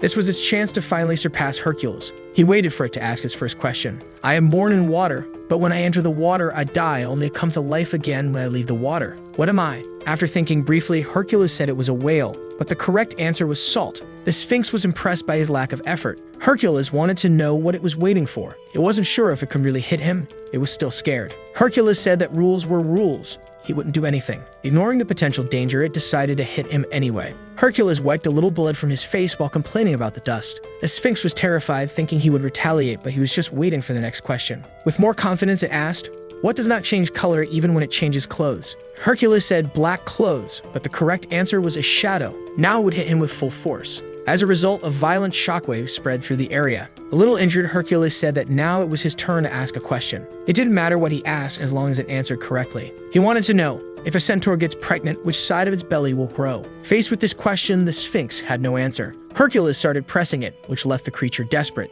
But it didn't know which side would be the correct one. The thought of a riddle it couldn't answer started to worry it greatly. Hercules started stepping forward, saying it was time for it to prepare to take a hit. That only made it even more terrified, imagining that it was going to die. It asked him what the correct answer was. He reminded it that the penalty for a wrong answer was receiving a hit. It became very upset, and Hercules reminded it that they had a riddle. But he never mentioned that he had an answer to it. The Sphinx tried to flee, begging to be spared. Since it wasn't going to fight back, he would strike first. Using his divine annihilation technique, he launched his powerful blow at it. Su was very impressed to realize that this was the true technique of the hero. Because of this, they had gained many views, earning a large number of new subscribers to the channel. At the Esh Group headquarters, important people were gathered. Someone heard that Sharon asked for help for a man named Suwu. She wanted to know what kind of relationship this young man had with her niece. They didn't know the nature of their relationship, but they had been meeting 2 to 3 times a week, and they were alone during these meetings, which surprised the woman. Her niece was just a child not long ago, but now she was a woman who rejected the advances of many men and was now meeting one. As her aunt, she couldn't just stand by in the face of such an event. Hercules was very pleased with the strategy. Thanks to it, he now had 1,000 subscribers on his channel. Sumu stated that it wasn't necessary for him to bow. Hercules regretted holding a grudge because his teacher was truly a great strategist. Sumu understood how he must have felt because he had promised to help him, and he should stand up. Hercules said he couldn't do that because he hadn't understood his teacher, and it was entirely his fault for not being patient. Su was worried about the Sphinx, but he soon found out that it was still alive. Hercules took pity on it when he saw it begging for its life, landing only a weak strike. After that, he ended up taking something from it, which was actually given as a gesture of gratitude. Su realized that he had received a gift. He didn't know what to do with it. He had become a member of the Sphinx's channel, so he decided to give it to his teacher. Sue could subscribe to that channel for free, and since it was usually a costly process, this was very advantageous. That was the best gift he could receive, as was the other thing Hercules had received from the Sphinx, a voucher that granted him a single meeting with Cleopatra. Hercules knew that she was a woman as beautiful as the goddess Aphrodite. He strongly recommended that the boy meet with her at least once. The waitress approached Sue's table, bringing the food he had ordered. He had no idea how things had ended up this way. Before him sat Cleopatra herself. He never imagined he would have a video call dinner with her. The people around him must have thought he was crazy, but the truth was that the woman was truly stunning. He tried to remember Confucius' advice to value wisdom. Her beauty was so overwhelming that it seemed to enhance his mental proficiency. Cleopatra asked why they weren't married yet, leaving the boy stunned. He didn't understand what she had just said. He assumed she must be out of her mind, and even Cleopatra knew that was what he was thinking. Saying that she thought exactly that, she found it too cruel. But she was the one who had brought up this topic out of nowhere. She confessed that she said it as a joke. She never imagined he would react that way and assumed he was just playing hard to get. But Sue assured her that he had only spoken the truth. This was the first time a man had done this to her, as if every other man had always been willing to do whatever she wanted. Indeed, it was easy to see how one could surrender completely to a beauty like hers. Once again, Cleopatra asked why they weren't getting married, and the boy still didn't understand why she always jumped to that conclusion. He assumed he was the target of a joke, but she insisted that she was being completely serious. Showing some insecurity, she asked if she looked ugly to him, to which the boy responded that they couldn't even meet in person. Cleopatra wanted to know if love required physical contact. He said it wasn't strictly necessary, but that it would be nice, brutally hiding his real thoughts that physical contact was essential. She assumed that the boy had no desire for her, while he stated that he would not give in to temptation because he would only surrender completely to someone he loved. Cleopatra's gaze suddenly changed. This time, she confirmed that she was truly interested in the boy, even managing to read his thoughts. His abilities were progressing slowly, and he couldn't let his guard down against this woman. Since he was human, he would never be able to meet her. But she said he must not be entirely human, as he was able to resist her advances. She even wondered if he had issues with his more private aspects. Irritated, he suggested they just finish the meal. Smiling, she said it was just a little joke. And in a seductive tone, she asked what he would think about becoming a god. Once again, the boy stated that he was just a human, and Cleopatra replied that she had once been one too. If he were a god, they could meet. In fact, there was a way to make that happen, even with him being human. For that to happen, she would have to go to him. As far as the boy knew, they were in completely different dimensions. Originally, yes. Imagining that there must really be a way, Cleopatra stated that he already knew what it was, because there was someone who had managed to cross the god tube. Very interested, Sue wanted to know what Cleopatra knew about it. To give him the information, the goddess moved very close to his face, only to say that it was a secret and that he shouldn't be interested in a woman's secret. The boy was being watched. They knew he had ordered food for 2 people, but remained alone. She was very worried because she had gone there to find out if the boy who had caught her niece's interest had good character. A woman in love could lose her reason, and now she needed to check this situation for herself. She ordered her driver to hurry to the destination. Still trying to seduce him, she said she could tell anything to her husband. She could even share personal details about her body. Trying to regain his composure, he asked the goddess to stop joking with him. But Cleopatra was interested because the boy continued to resist. She confessed that she would tell him the truth, but she felt that if she did, he wouldn't look for her anymore. Realizing that he thought she wouldn't tell him anyway, just as expected, Cleopatra wanted to know if he really didn't want to marry her. Once again, Sue refused her request, and there was another reason for that too. If he kept talking to himself, he would be seen as a complete lunatic. Cleopatra wanted to see him again and invited the boy to subscribe to her channel. Apparently, that had been her primary goal, which was why she tempted him with marriage. At first, it was a joke, but Cleopatra confirmed that she really intended to see him again. Sue didn't understand how her channel was involved in this, so the goddess explained that it was the only way for them to see each other. As proof of her sincerity, she told him one more thing. Not all gods had channels on GodTube. Already outside the restaurant, he didn't know what Cleopatra meant by that, also finding the idea of marriage absurd. Incredibly, in the brief conversation he had with her, he had improved his mind by 7%. Soon, the boy refocused on his goal of becoming an S-rank hunter. While walking, he received a message from his sister. Today was her birthday, and she asked him to come home earlier. He had completely forgotten. He was still being pursued by the director, who now knew he had gone somewhere else. His employee wanted to know if there was a specific reason why she wanted to see him in person. She was only doing this because it involved her niece. Imagining that the boy would soon leave, she asked the employee to find a place where they could talk. And since they would only have a conversation, she asked him to try not to seem rude. Then a warning was given. A dungeon would appear in that location. An unexpected dungeon break. This event could put everyone at risk. The warning stated that the dungeon was B rank and citizens should evacuate immediately. She asked him to wait patiently. Blackie was indeed very intelligent, obeying commands. They wanted to introduce him to their parents soon since they were also part of the family. The siblings finally found the urns containing their parents' ashes. Unfortunately, the date of death coincided with his sister's birthday, and it was on that same day that a dungeon break took her life. His sister wanted to ask a question about that day when they were embraced by their mother during the dungeon explosion. She wanted to know if he remembered her last words, as if there were a secret to be revealed. There was no way he could forget.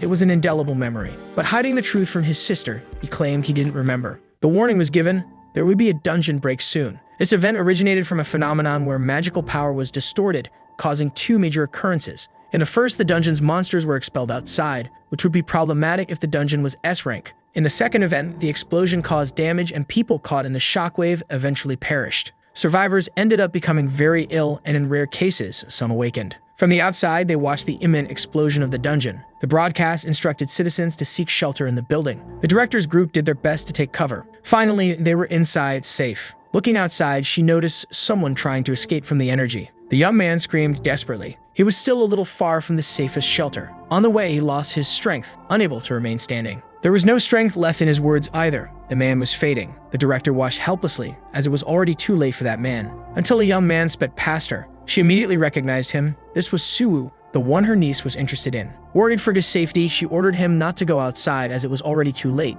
But the young man had already rescued that man. Suwoo was protecting his body with his own mana. The dungeon's energy continued to surround them. The situation was becoming increasingly dire as it was no longer possible to bring him inside, and the destruction kept spreading. Using the techniques he had learned, he began to shield himself with his fists. Taiji is the process of creation and transformation of things in essence. Understanding this art means knowing how things work in reality. Everything in the universe is subject to change. Related to the duality of existence and emptiness, the dungeon, being made of energy, is also part of the universe. And since it is made of matter, it must obey the laws of the universe. Inside the hospital, the survivors were impressed that he had managed to condense the explosion's energy. He did it by concentrating magic using Taiji, but it was still impossible to neutralize it completely. The power began to leak, making the situation increasingly dangerous. The boy called for Blackie to help him. The small creature rushed toward the man who needed rescuing. It positioned itself in front of him to protect him from any danger. Now Suwoo no longer had to worry about the risk of energy leaking. His immediate problem was another. His hand could barely hold on any longer. He couldn't keep it up for much longer. He had to accept the inevitable outcome. Remembering his goals, he realized that he needed to become stronger. With his current strength, he wouldn't be able to succeed.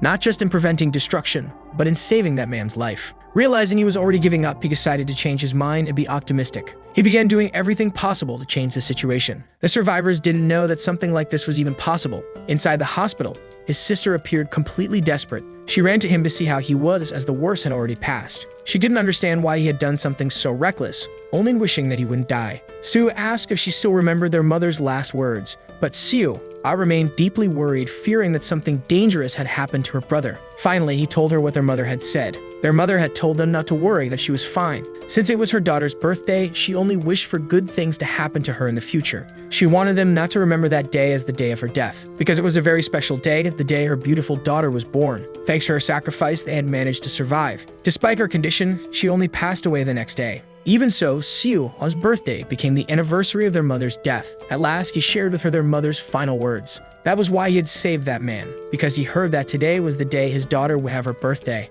He even began lamenting, knowing he wouldn't survive. Recognizing the identical situation, he could only miss his mother. That was why he couldn't ignore him. The boy woke up suddenly, surprising someone who had already expected it. He must have lost consciousness after the battle and began to think that Sharon had probably taken him to the SH Company hospital. However, he soon found himself face to face with someone unfamiliar. This immediately made him wonder what was happening. This was also not the room he was usually in when hospitalized. Based on its structure and size, it seemed like a more restricted area. Before him, the woman introduced herself. She was Mina, Sharon's aunt, and she had found him there because she wanted to talk to him. But she was intrigued that he hadn't asked what had happened or why she was there. Since it wasn't his first time in a situation like this, he was starting to get a little used to it. The first thing the young man wanted to know was what had happened to his sister. It had been too much of a shock for her. After he lost consciousness, she had fainted. Hearing that, he became extremely worried, wanting to know where his sister was. He was told that she was in the next room and was recovering very well. Knowing that the woman wanted to speak with him, he asked what she wanted to know or if she had something to say.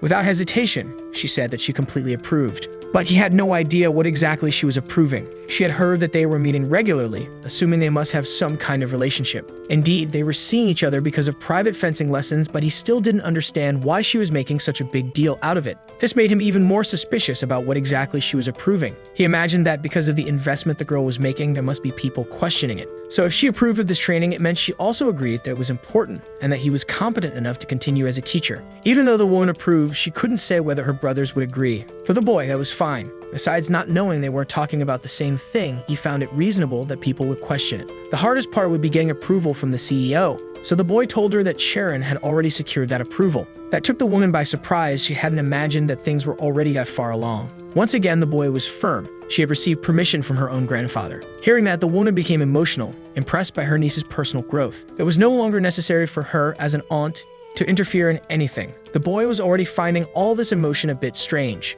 Knowing that he was going to build a house, she stated that she could help him in any way she could, asking if there was anything he needed. Surprised that she already knew about it, she explained that she was deeply involved in the company's construction division. Her niece usually didn't ask for favors, so she was very surprised when she asked for help. The woman wanted to know if all the materials had already been gathered. The boy had been working hard because it was very difficult to obtain everything he needed, spending a lot of time exploring dungeons. She didn't understand why he was still doing that if he wanted to build a house. She was completely shocked to discover that the house would be built using dungeon materials. He still didn't know when construction would begin. It might not even work out, but he at least wanted to try. The woman stated that she would get the materials for him, leaving him speechless. Being called auntie, she said that wasn't bad at all. Now that she had decided she was going to cover all the expenses, the boy didn't know how to react to that since the estimated cost of the materials was around $3 billion. He asked what her motivation was for doing so much. The woman replied that she knew this house would be the home where he would raise many children with her niece. His expression showed that he hadn't understood anything, while the woman realized she had gone too far. Highly motivated, she grabbed a piece of paper to give him her contact information. He was going to give her his business card, but that number was linked to several other companies, so it was better to give her a more direct contact. With that number, he could talk to her directly if he needed anything. He just had to reach out. Completely frozen, he still didn't understand the woman's perception of the whole situation. Now he and his sister were outside the hospital, in what seemed to be a garden. He had been receiving special treatment from many important people and needed to clarify a few misunderstandings. But thanks to them, he and his sister had been well taken care of, and her health had improved significantly. Now he didn't know how to explain everything that had been happening to Sua. His sister already knew about his life as a hunter. He should at least explain everything that happened during that incident. He just didn't know where to start. Before he could talk to her, he was approached by a stranger. The man observing him seemed very grateful. Knowing that this was the person he had saved, he asked how he was feeling. Thanks to the young man's actions, he was fine, and the hospital had also confirmed that there was nothing wrong with his health. That made Sue very happy, not noticing that a little girl had approached. That girl was the man's daughter, who introduced her to the one who had saved his life. It took the child a moment to understand what was happening, but she was very grateful that he had saved her father's life. She quickly got distracted by the dog that was with them in the garden. Happily, she ran over to Blackie so they could play. The man explained that they had been abandoned by the child's mother shortly after her birth. He couldn't imagine what would have happened if he were no longer alive. Thinking about any scenario like that made him deeply emotional. Because that boy hadn't just saved his life, he had saved his daughter's as well. After that brief interaction, they said their goodbyes. The dog looked sad to see them go. Sio said she had a dream about their mother. Usually, she always appeared sorrowful, as if she had something to say to them but wasn't able to. This time, her dream was completely different. She had been able to say thank you. But since it was just a dream, she couldn't make her mother give her any further explanations. The feeling she had was that she might not have dreams like this anymore, but they still hoped they would be able to see her in their dreams eventually. The girl, filled with joy, said that it was okay because she had her brother to take care of her, and along with them, they also had Blackie. Sue looked up while reflecting on everything that had happened.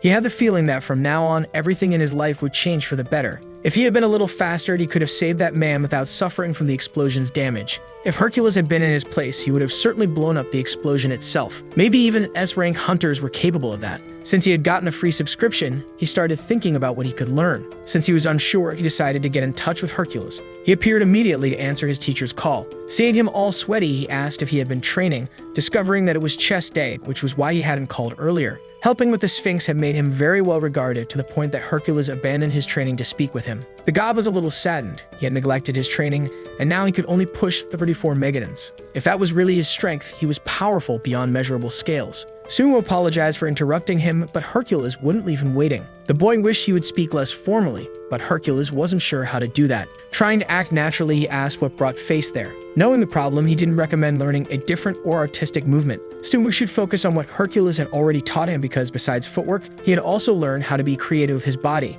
If he learned something else of the same type, it would only confuse him. The boy realized that it would be better to learn the specific movement. Hercules emphasized that if his goal was to get faster, there was no problem. The muscles he used to throw a punch weren't limited to just that function. He needed to make all of his muscles cooperate so that energy was channeled from the tips of his feet to his hands. Simply put, he focused on the part that made him faster. It wouldn't interfere with his learning progress, but it would make execution much easier. Now he needed to find something that increased his speed. Hercules said that doing so might allow him to master the art better than the god himself, because he could take the best trait from each god and make it his own. But that wasn't exactly what the boy planned for his life. Now the question was whether there was a god of speed. He couldn't think of anyone in particular. Before subscribing to a channel, he also didn't know what he would learn. Understanding the boy's need, Hercules recommended that he seek out Hermes. Even Hercules wouldn't be able to catch him if Hermes wanted to run away. Hermes was one of the 12 Olympian gods, also known as the god of thieves and the messenger of the gods. Besides speed, there was another trait of his that was quite interesting. Hercules said that he had already tried to kill Hermes every time he was tricked by him,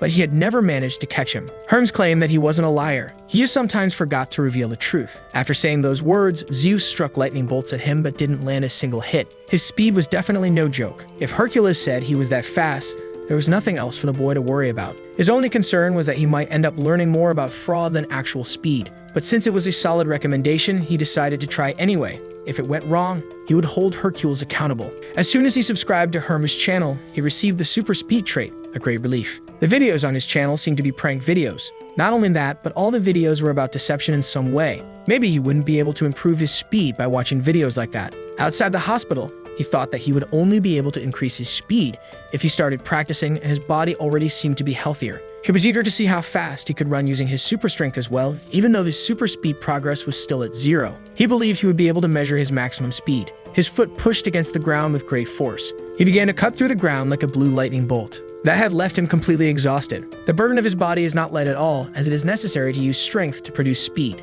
Only then did he realize that he was in a completely different place, familiar and with a mountain. He managed to reach Guanaxent, which seemed like a brief step. He is beginning to gain proficiency in his new ability while being scared of it. He doesn't know if his speed will increase with proficiency or if he will gain more precise control over it. One thing is certain for now, he needs to be very cautious. If he had hit a building, he could have caused casualties. The ideal would be to practice his speed inside dungeons, which is what he will do as soon as he is discharged from the hospital. Once inside the dungeon, he is already being filmed before the action begins. The terrifying creatures try to scare him.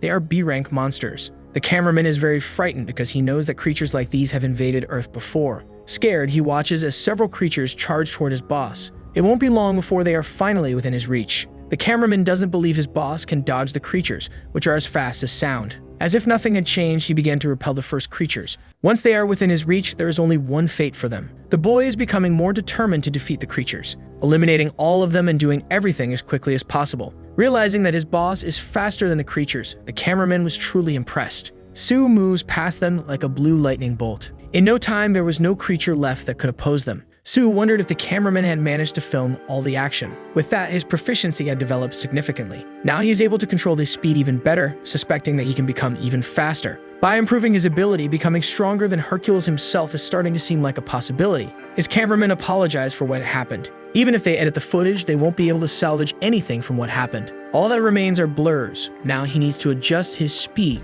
so that it looks good on camera. It will also be good for him to train his partner. Yujun is a hunter with an A-class trait, and it's possible he will get used to this speed. He learned from Hercules that when the body is sick, it's the head that suffers, and he will make sure to teach this to the young man as well. They need to start somewhere. On his phone, he found out that all the materials had already been gathered. Finally, the time had come for him to build his new house. He doesn't remember giving his contact information to that woman, thinking that perhaps Charon did it. Since it was a direct request from the director, they managed to gather everything quickly, as it was already in the warehouse. The company has some things available for immediate delivery in case he needs these materials. Jaejin is the president of the construction division and learned that the boy is going to build a house using only materials from the dungeon. That is his plan for now. The man stated that this would make the house more durable. But durability is not the only important factor. Casually, the boy stated that if it doesn't work out, he will change it, to the man's despair, who thinks the boy has no idea how much those materials cost. Gathering all of that was so difficult that he was proud to have done it. but he was irritated at the thought that the boy had no experience in construction. Thinking about the director, she is very interested and made a point of learning a lot, not being afraid to go into the field. By asking questions, he discovered that this was the boy's first time building a house,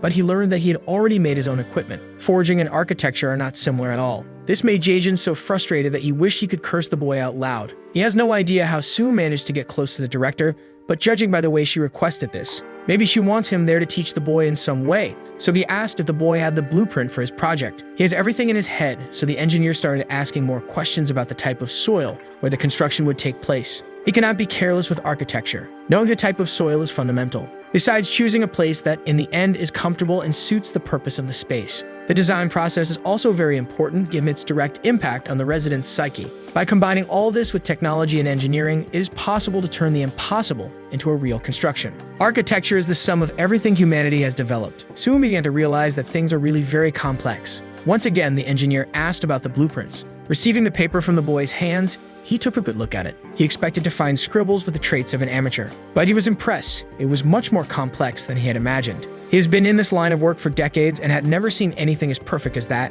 as if it had been written by a god. He thought the boy was a hunter, but then he learned that he also works with the internet. He tried to reassure himself, saying that they were just sketches, translating the boy's thoughts. It was necessary to translate thought into reality, so he ordered that they go to the construction site immediately. Sue began to work, saying that he was going to break that object. A single strike was more than enough. He returned to the engineer, dusting off his clothes. The man did not expect the house to be completely destroyed just by the boy's fists. Equally impressed by his ability to lift weight, he was left speechless. Sue remembered Hephaestus' advice that he should dig the ground first. That made him gather energy into one of his feet, stomping the ground firmly. The engineer didn't know who had told him to dig the ground, because that person forgot to say that he wasn't supposed to destroy it. He'd always known that hunters had superhuman strength, he just didn't expect it to be this exaggerated. The digging phase was already complete. Sue started rushing to move on to the next steps, while the engineer figured it was probably time for him to leave. Yijun suddenly appeared, ready to help his boss. In the middle of the site, he began carrying some heavy objects as instructed. After exerting force, he realized that the object hadn't even moved.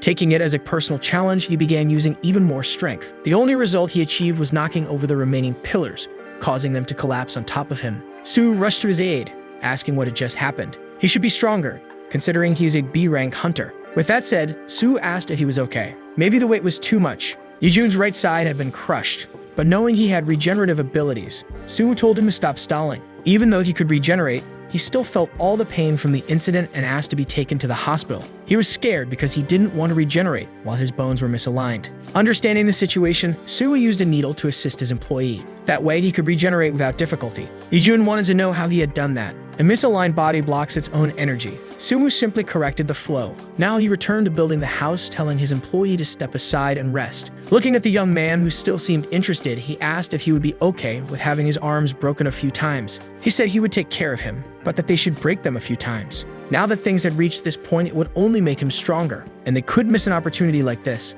With a sadistic smile, Sue said he was doing all of this for the boy's own good. He had imagined it would take at least 2 weeks, but he ended up finishing the job in just 3 days.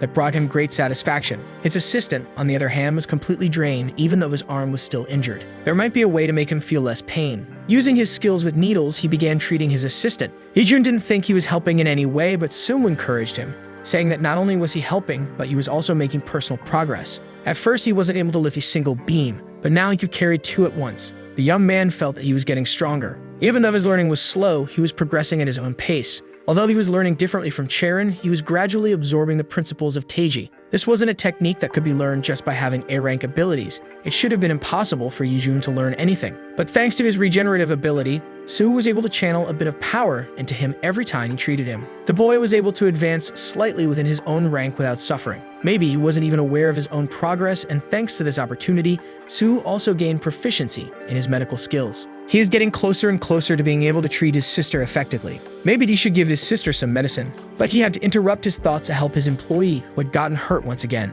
After finishing helping, he told the young man to get some rest because now he was going to finish building the house. Hephaestus said that he had built a very cozy home. Yijun, who had participated in the construction, was impressed with the finished result. And for completing the house, his proficiency in metallurgy had increased dramatically. If he keeps building houses, he might progress even faster. But the production process is so labor-intensive and depends on so many materials that he thought about doing it differently. Yijun thinks his boss should throw a housewarming party in his new home. The idea was very good, and he had received help from many different people, praising his employee for giving a great suggestion. Thinking to himself, since there were still things to arrange, he might hold the party in 3 days. Ijun bid him farewell, stating that he would see him again in those 3 days, making sure to bring his sister along. Sue wanted to buy a meal for the boy, but he was desperate to escape from there. Finding the scene funny, he lamented because it was never his intention to make the boy work too much. Now he needed to think about who to invite to this party. It's not as if they would simply show up just because they were invited. The engineer went to the director to share what happened. Even he had difficulty explaining what he had seen,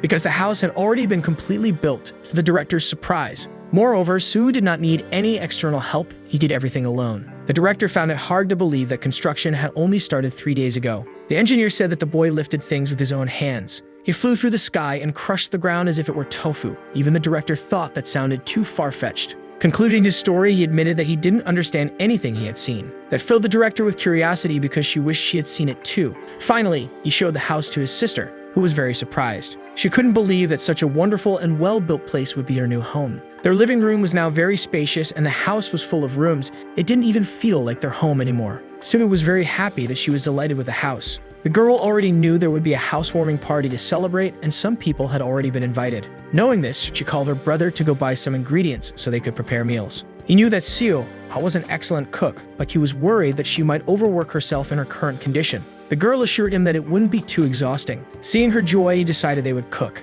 Maybe it was the hospital treatment, but his sister definitely seemed a little better. So the small family headed to the nearest market. Far away from them, there were some envious people who couldn't stop thinking about him. Because Sue was responsible for ruining all their plans, including the mass production of weapons and the forced awakening of people. Chuan wanted to know where his enemy was at that moment. Knowing that he had already been located, he asked to be taken to him. The underling was surprised to realize that his boss wanted to go personally. If he made such a move, the head of the inspectors might find out. It was a very risky action. Full of envy in his heart, he couldn't wait to embarrass Sue in front of many people. One of his subordinates asked to be in charge of the task. Joe Buckshin believed he could handle everything in a more discreet manner. But the envious man had no patience for another mistake, which was why he was going to take care of things himself. The underling decided not to interfere. And making a casual comment, he claimed there was a problem with the school. The inspector's hunting dogs have an excellent sense of smell. Not understanding the joke, the envious man stated that he would not tolerate it again. Then the underling said that the school had made some reckless moves and ended up attracting Seonja's attention. The school tried to block him, but things became difficult once he took the lead.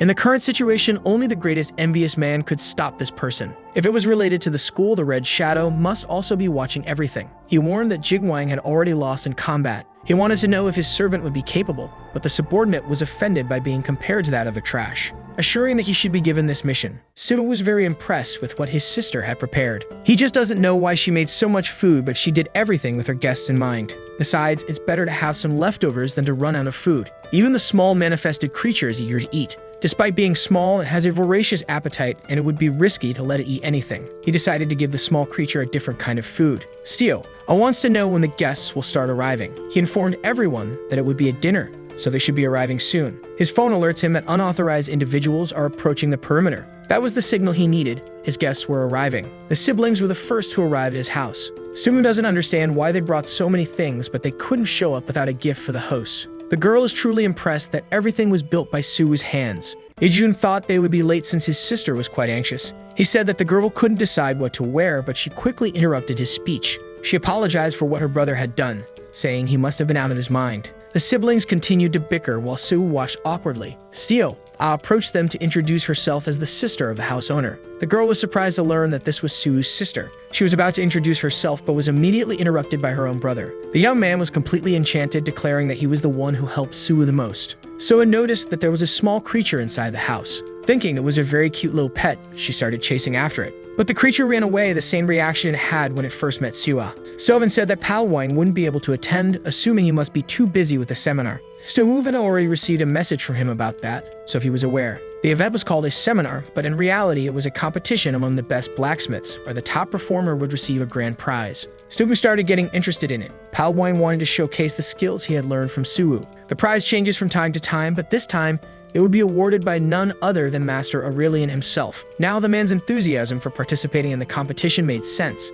The system alerted him that another unauthorized presence was approaching, so Sue went to the door to see who it was. Zhao Naoyan had just arrived, surprised to find that she was already being awaited at the door. Su said he was coincidentally on his way to the door and asked where her mother was, having heard that the woman was very busy with work. It would have been great if all of them had come. Once inside the house, the women greeted each other. It had been a long time since the two of them had the chance to talk so casually. Soin wanted to know if he had invited everyone on the same day, and that was exactly what he had done. He had never celebrated anything like this before. Soin said it wasn't a problem, but wasn't sure how to explain the situation. Unfortunately, his attention shifted to yet another guest who was arriving. Far from there, several bodies lay scattered on the ground, the work of pandemonium. Inspector Hunter Taman was outraged by what he saw. The entire village had been massacred. Dongwin confirmed that the entire area had already been investigated. Unfortunately, there were no survivors, but they had found something. All the bodies in that place were men. He then asked where the chief inspector was and was informed that he was pursuing Juan. But to their surprise, the chief inspector was already at the scene.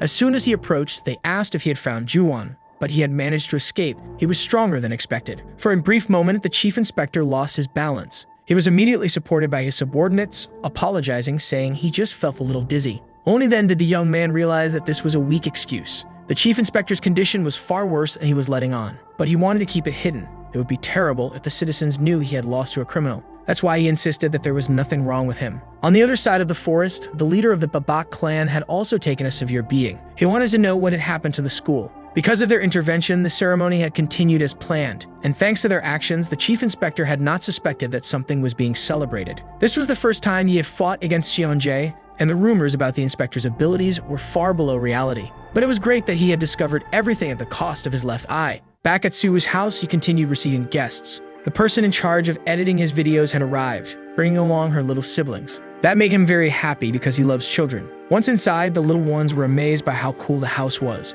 They even thought that maybe one day they could live in a house like that. The little girl thought it must be very expensive, estimating it could cost at least 1 million. A huge number for the young boy's mind, who couldn't even calculate what could be done with that amount of money. This made him genuinely impressed by how rich that young man must be. The older sister apologized for the children, saying they were still too young and made embarrassing assumptions. It seemed that all the guests had arrived except for those who had said they wouldn't be able to come. With everyone gathered, it was time to eat. He had also invited one more person out of pure politeness, though they might not come. Since he had just finished building the house, there was still a lot of furniture missing, so he just gathered some tables and chairs so they could eat. Before the meal, he received a notification on his phone. Unauthorized people were still approaching his residence.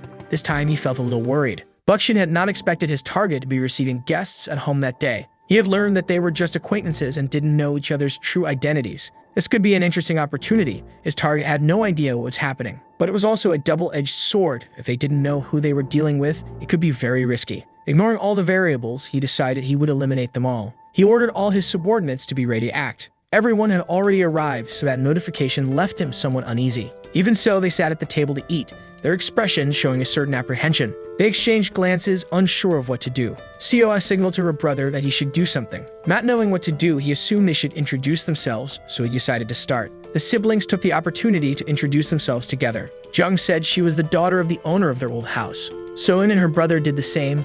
He was currently working for Suu. Diaka said that she was the editor of his video channel, and those two little children were her siblings. Minjun also introduced herself. She was currently an investigator. Sharon did the same, saying she was a hunter representing the Esh Guild. For these two, he had only sent invitations out of courtesy, never expecting them to actually show up. Once the introductions were complete, it was finally time to eat. The children were very excited to try all the delicious food. Suru said it was fine. They should eat as much as they could, as there was plenty of food. They began eating and complimenting Siwa's cooking. With everyone satisfied, they suggested that it was time to give him the gifts they had brought for the occasion. As a special gift, the siblings had brought ogre tendons. It was a great decision as he needed them. He had been thinking about crafting new equipment for himself. However, he considered the gift too expensive. Each unit must be extremely costly. The girl confirmed that they were valuable, but they weren't just a gift for his housewarming. It was also a way to express their gratitude for Suwu saving Yijun. The other woman said her gifts were simpler, materials for him to study for the special qualification exam. She even offered to help Siu with her studies, which made the girl very grateful. And since his cameras kept breaking, his editor gave him a brand new camera. It seems she noticed everything he mentioned on camera, but she also knew that the girl wasn't in the best financial situation. Because of her kindness, he was very grateful, promising to use the camera for his new videos. He told the cameraman that he absolutely couldn't break this new camera. Yijun swore he would protect it with his life. This was the first time the inspector had attended an event like this. She hadn't known she was supposed to bring a gift. Sue reassured her that it was no problem, he was already grateful enough that she had come. But his comment couldn't lift her mood, which had visibly dropped. Meanwhile, the other woman thought that for events like this, she should have brought a different type of gift. She had prepared something useful for the house. Then she showed on her phone what she had purchased for him. The red-haired girl was shocked to learn that it was a carafe sofa. Those gifts were extremely luxurious. He also received a wardrobe, each one costing billions. Sumu couldn't believe that such expensive items existed. The girl continued, explaining that they were very difficult to obtain. There are only 10 sofas like that in existence and fewer than 1,000 units of the wardrobe, sold exclusively to important people. The girl has access to these kinds of items due to the privileges provided by her aunt, who personally selected the gifts. Looking at the gifts once again, the red-haired girl recommended that he choose the sofa. That was when her student responded that all of them were gifts for him. That comment left everyone in the room speechless. The inspector noticed that something more was going on. Meanwhile, Sue hadn't expected to receive all of that at once. He began to look over all the items that had been purchased. Now he could fully furnish his house with all sorts of appliances and electronics. The girl wasn't even aware of how extremely wealthy she was, surprised by the reaction of the people around her. Somewhere else, someone realized that this was exactly what should be expected from someone in her family. This world had truly become a different place. Until a sudden thought struck his mind. This could all be a dowry before marriage, thanks to the misunderstanding between them. And it seemed like that narrative was gaining more and more traction. Back at the house, he acknowledged that she was making an effort to keep believing in it. His phone alerted him that unknown people were approaching. Sue thought it might be the guests who had initially said they wouldn't come, until he noticed that the house had entered emergency mode, detecting unauthorized magic usage. These messages filled his heart with worry. Right before his eyes, a massive explosion occurred. So the video ends here. If you don't want to miss the next part, activate the notification bell, and see you next time on Tob's channel.